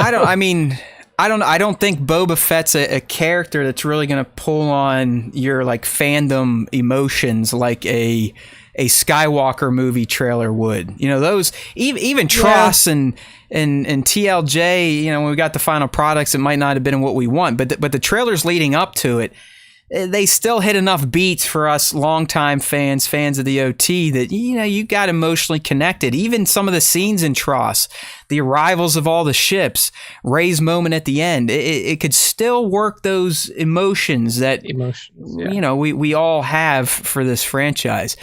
Boba, I don't know. It is more of the just, his music kind of says it all. The dun, dun, dun, dun. It's more rough. It's harder edge Star Wars. Like I don't really think we're going to be going for emotional pulling of heartstrings in the Book of Boba Fett.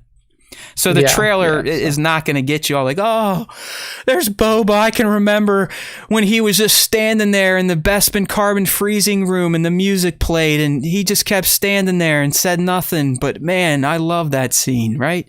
No. That's not how we think about the character. You don't get all teary-eyed when you hear the Skywalker theme or the Force theme playing, because that's not who Boba was. Boba these days to me is more like, let's do some drugs and fuck shit up. That's who he is to me. So yeah, no, definitely. All right, so thank you all for responding to the question of the week. Keep an eye out every Tuesday morning prior to showtime to put your responses on the question. There you go. And that's going to roll us into the top 5 Star Wars fan artist features of the week. And if you want to get involved in that segment, make sure to tag us in all of your Star Wars art posts on Instagram. Could be anything from toy pics to poop pics that look like Star Wars. My favorite. There you go. Matt loves the scatological, so just make sure tags at Star Wars Time Show. Oh my God. And then for the poop ones, put Matt's specific Haywood pop in there. And then toss the hashtag Star Wars Time Show on those posts as well. There we go. Hashtag Star Wars Time Show scat. The scat time show. Oh man, Scat Wars Time Show. Hey, speaking of our fans, my lazy ass finally shipped out the prizes to the winner of our contest. So there we go. So she actually she hit us up, I think last week. It's like, hey, did you have tracking information or anything? Yeah, just my husband really is looking forward to the toys. I was like, oh yeah, life's been busy. Yes. I got to get that shipped out. So right now, here you go. Got the old shipping manager back to work this weekend, so it's out in the mail. Thanks again for playing along. Thank you all for your responses. Before you get in this, Nick, I do have a Matt top 1 once we get through to 5, just because I had a feeling Nick would miss this one because it wasn't a very prominent Star Wars shot, but it is a toy photography shot that I just want to get a few comments in at the end here. So, all right, Nick, go ahead, kick us off. I noticed you went with a bit of a Halloween theme, which is appropriate. So go ahead. I did have a theme this week. Yeah. So the first one is SpaceAceX_photos on IG, and then what he did was he took Mr. Kylo Ren and turned him into Headless Ren, aka the Headless Horseman. So what we see is Ichabod Ren. Ichabod Ren, yes. So we see this is TLJ Kylo, I think, right? It's TFA. Yeah, Kylo. He's got the rags TFA on. Kylo, and he's got his head off with flames abound coming from his eyes, and he's also standing on a horse that is clearly undead because the eyes are also glowing. I mean, first off, what really got me is he nails the Headless Horseman pose with this shot, and that really just sold it for me. Plus, the orange smoke pouring out of the Kylo head, it's just a perfect. I can't imagine the stress, or at least someone like me that would feel to balance the horse up and the figure on it. I'm sure there's posts holding it, but even just knowing you got to get rid of those in post production to make it look natural. But yeah, I mean, getting the balancing act of the figure to stay on. Who knows if sticky tack was used to kind of glue his butt down to the horse, but it is an impressive manipulation of plastic figures. Yeah, I mean, it's fucking really cool looking. Again, perfect for a Halloween hit the theme shot. Hit the theme perfectly. Yeah. Nailed it. So at SpaceAceX_photos on Instagram. Next up, this one is like a multi-crossover. This is from at memo_rodcam. And what we see is we see a whole bunch of different characters cosplaying as Star Wars characters. Or dressed up for Halloween as Star Wars characters. So you see Joker and a Kenobi get up. You have Batman right next to him in a full Vader suit with lightsaber. You got Raphael in the background from TMNT dressed up as Chewbacca. You got Wolverine, old man Logan on the ground. Yeah, on the ground as a stormtrooper with a fucking case of Corona right next to him. Even in the background, it looks like you have what's his name? You would know better than me. Is it Firenze or it's like one of the red-haired Goku or Dragon Ball people, right? Yeah, I know. It's God, I can't remember it now, but it does. It's a Super Saiyan from there you go. Dragon Ball Z, dressed up as a clone trooper, because he's got the clone helmet. Yeah, and under I his actually arm. think I think that's Kenobi's clone armor that he's wearing. By the way. Okay, so it's like General Kenobi clone armor with the helmet under his head or under his arm. And then you have, and it looks like there's Anakin Skywalker is there right next to that pole, but I can't say what he's dressed as. It's like someone wearing an Anakin mask. I don't know. I can't tell on that one. And then I think this foreground character that's walking towards him, that may be like a Kenobi head put on a John Wick body. It almost looks like. So yeah, holding a mask of some sort. So there, like Nick said, there's a ton of nuance here, and that's why I love it. This is another one where it's just the creativity shines. I mean, here you have @Memo_Rodcam was sitting down one day going, you know what? I'm going to dress up a bunch of pop culture figures like Star Wars characters. And then obviously it's executed perfectly. I love the mind of some of the artists out there in the community. It's wild what they come up with. Yeah, I mean, it's fucking great. It's a great shot. Batman Joker in the lead as Kenobi and Vader is just fantastic. Perfect. @Memo, _Rodcam. On Instagram. Beautiful work. Next up is from @aesthetic1, but it's _ESTHETIC1 on Instagram. And he's got an awesome Mandalorian thriller shot going on here. So it's Mando up front. So Din, full Beskar. I think this is season 2. The season 2 outfit. With the wrong thigh pad. With the wrong thigh pad. You can see it. It's right there. Plus, he's got like 3 good, like zombie stormtrooper or 4 zombie stormtroopers all in formation doing the thriller dance. Oh, yeah. And I love the lighting, like the purple lighting coming in from the top. It does feel like a production of Thriller. And it makes you want to. I'm doing it right now. I can't help myself. I'm sitting here in my seat. It's fucking great, man. I mean, this shot. I don't want to say anything simple, but the concept was very easy to grasp, and he just fucking nailed the execution. All of the poses for the characters are perfect. I mean, I wonder if that's truly 4 stormtroopers, or if it was one, or if he just like cut them. One moved around and then just kind of layer wiped them in. But either way, it's and I feel bad because there was another really good thriller shot, but I guess that morning I wasn't feeling. Thrillery. Yeah, sure. And it didn't make the cut, but I'm glad you picked this one up because there were some really good Halloween shots last week. Yeah. All right.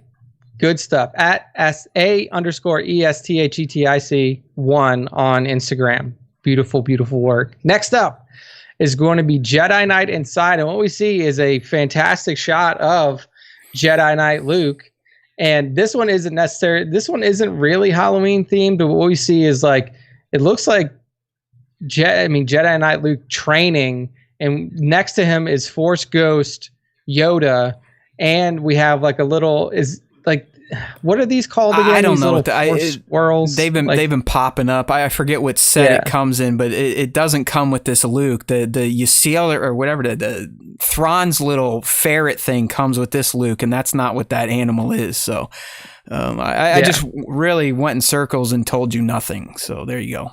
I mean, I can't remember what it's from, but it's like a little squirrel creature. And what's really cool about this is like the lighting and like post-processing that the Jedi Knight Inside did to this effect or to the shot, because you can see like there's a bunch of things like levitating around Luke, like rocks in the background levitating. Yeah, kind of like the Rey moment on the island where she's really tapping into the Force and things just start hovering around her. And Jedi Knight Inside is really great at, I think, mixing methods, using digiorama, using post-production effects, using practical, clearly good in post with the manipulation of a photo. But Jedi Knight Inside shots are always pretty dynamic looking. Solid lighting, solid effects for sure. Yeah, so I mean, just overall, beautiful shot here. at Jedi underscore Knight. Bat cleared it up for us. It comes with Cal Kestis from Fallen Order. That's who it was. They were in the fucking. That was the creature that got into your ship and stuff in whatever it's called. The game shows you how much that game's narrative resonated with us. I know. I completely I knew it looked familiar, but for some reason I thought it was like a Rebels thing. I mean, I'll play the inevitable sequel, but I'm not gonna be overly excited for it. I'll just play it because I typically, if it's Star Wars, I will eat it regardless if I love it or not. Yeah. So Jedi underscore Knight with a K underscore inside on IG. Beautiful work. And the last one for my top 5 before Matt's top 1 that he put in was from at sandrabell.blog. And I mean, this is, we used to see a lot of the daddy son Grogu Din shots, and this is a perfect one for Halloween. So we have Papa Din sitting down with little baby Grogu inside of a jack-o'-lantern that's filled with candy. And I mean, what really makes this shot is it's everything around them. It's awesome. Sandra Bell literally built out a fucking amazing diorama of her own that's filled with pumpkins in the background. You got little Halloween themed trees. It almost looks like haunted trees kind of in the back. It feels so fall Halloween. It's like perfect. They're in A Nightmare Before Christmas. I mean, it's that type of spooky forest. And you really hit the nail on the head with at sandrabell.blog here. She has gotten really, really great at building out little worlds for these characters to live in, and honestly, she's someone that is becoming almost a weekly feature during my rounds, not so much during the top 5. This is her second top 5, I believe. Yeah, but so, I'm going to pop over to her page because I've shared another shot after this one this past week. I mean, look at the shot of Cal that she did. It's just. It looks like he's on Dathomir. It's got that red tint to it. She's got the practical kind of curled up plants in there. It's a cool kind of a top down angle versus a bottom up angle, which most of us take with toys to make them look larger. But she's like me. She collects these Final Fantasy figures too. But like I said, Nick, I mean, even looking at this Final Fantasy one, She's getting in that territory like a Jason B. Michael, a Visual Approach, a Plastic Action, a Work More or Less, Black Series, where they take their creativity and their artistry and they start building out the entire world for a shoot. Yeah. Backgrounds, little rooms, desks, tables. It's wild. Yeah, I would not be surprised to see Sandra Bell's page kind of steadily grow and following because, I mean, she takes toy photography and what usually where a lot of people will have very, very individualized focus with hey, the focus is the figure. She puts a lot of work and detail into the immersive background. Well, she even has in here in her profile a diorama crafter. So, I mean, she is crafter. To me these days, if you really want to have a kick-ass toy photography page, you pretty much have to be able to do both now. You have to be able to visualize a cool shot with the toys, but you also have to be able to build out a world for them to shoot them in. And that's exactly what she's been doing. And like I said, I mean, her page is fantastic. And there's multiple just up here of recent shots that I know we've featured on at Star Wars Time Show. And I can tell you right now, the one I see today from 3 hours ago, it's probably going to be in the rounds of features tomorrow. It's Han and Leia in this kind of warm looking forest she's cooked up. So at sandrabell.blog, definitely someone that has, I don't know, maybe reached a new level of the art form, in my opinion. Yeah, definitely leveled up her work, and it shows. Great stuff. So Matt, hit us with your and this is nothing against. We've kind of dropped doing the top one, and Matt shit on himself. It's fine. It keeps things streamlined. But I had to, if Nick didn't pick it, I had to feature this shot. It's on the screen now if you're on the live stream from At Work More or Less that he put out last week. It's just freaking brilliant. As I put in the caption when we shared it on our account, At Work More or Less has crafted one of the most creative setups we've ever seen. Of course, use hashtag Star Wars Time Show for features. But what you see here, if you're on the radio, You've got what, like kids' costumes from my era, like back in the 80s, maybe early 90s, where you'd buy essentially a trash bag that had the character's body on it, and then you get a real shitty plastic mask that wasn't even three-dimensional. It was like the mask, and then the strap went around your head. The rest of your head would all be exposed. So what Jason did is he created all of these costumes for these figures. One kid's wearing a Raphael costume. The other kid, and the reason why we shared it, is wearing a Boba Fett costume, and then the other one has a Wolverine. But if you just look at this shot and you look at all the practical aspects of it, the costumes, the kid figures, the fucking street corner, the fence, I mean, these are all props that Jason had to craft. Even the little buckets. I don't know if it was Burkhead Toys or Alan Rappa, but someone gave him the idea that you could go buy these Halloween Christmas lights at Target, and they're the perfect scale for 112 figures to turn into trick-or-treat pails. And it's really all that put together, and then obviously the end shot, we're just like, yeah, that's why at work, more or less, Jason Young is a professional creative. Like his job, his real company is to think of creative shit for companies to use.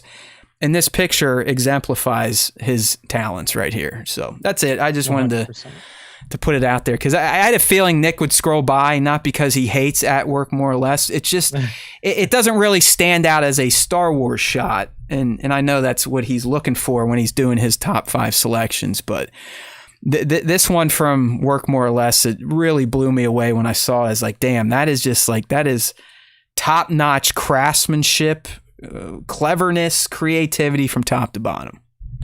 No, yeah, it's definitely like just top-notch work. I mean, really amazing creative stuff from Jason. So good call out on that one for sure.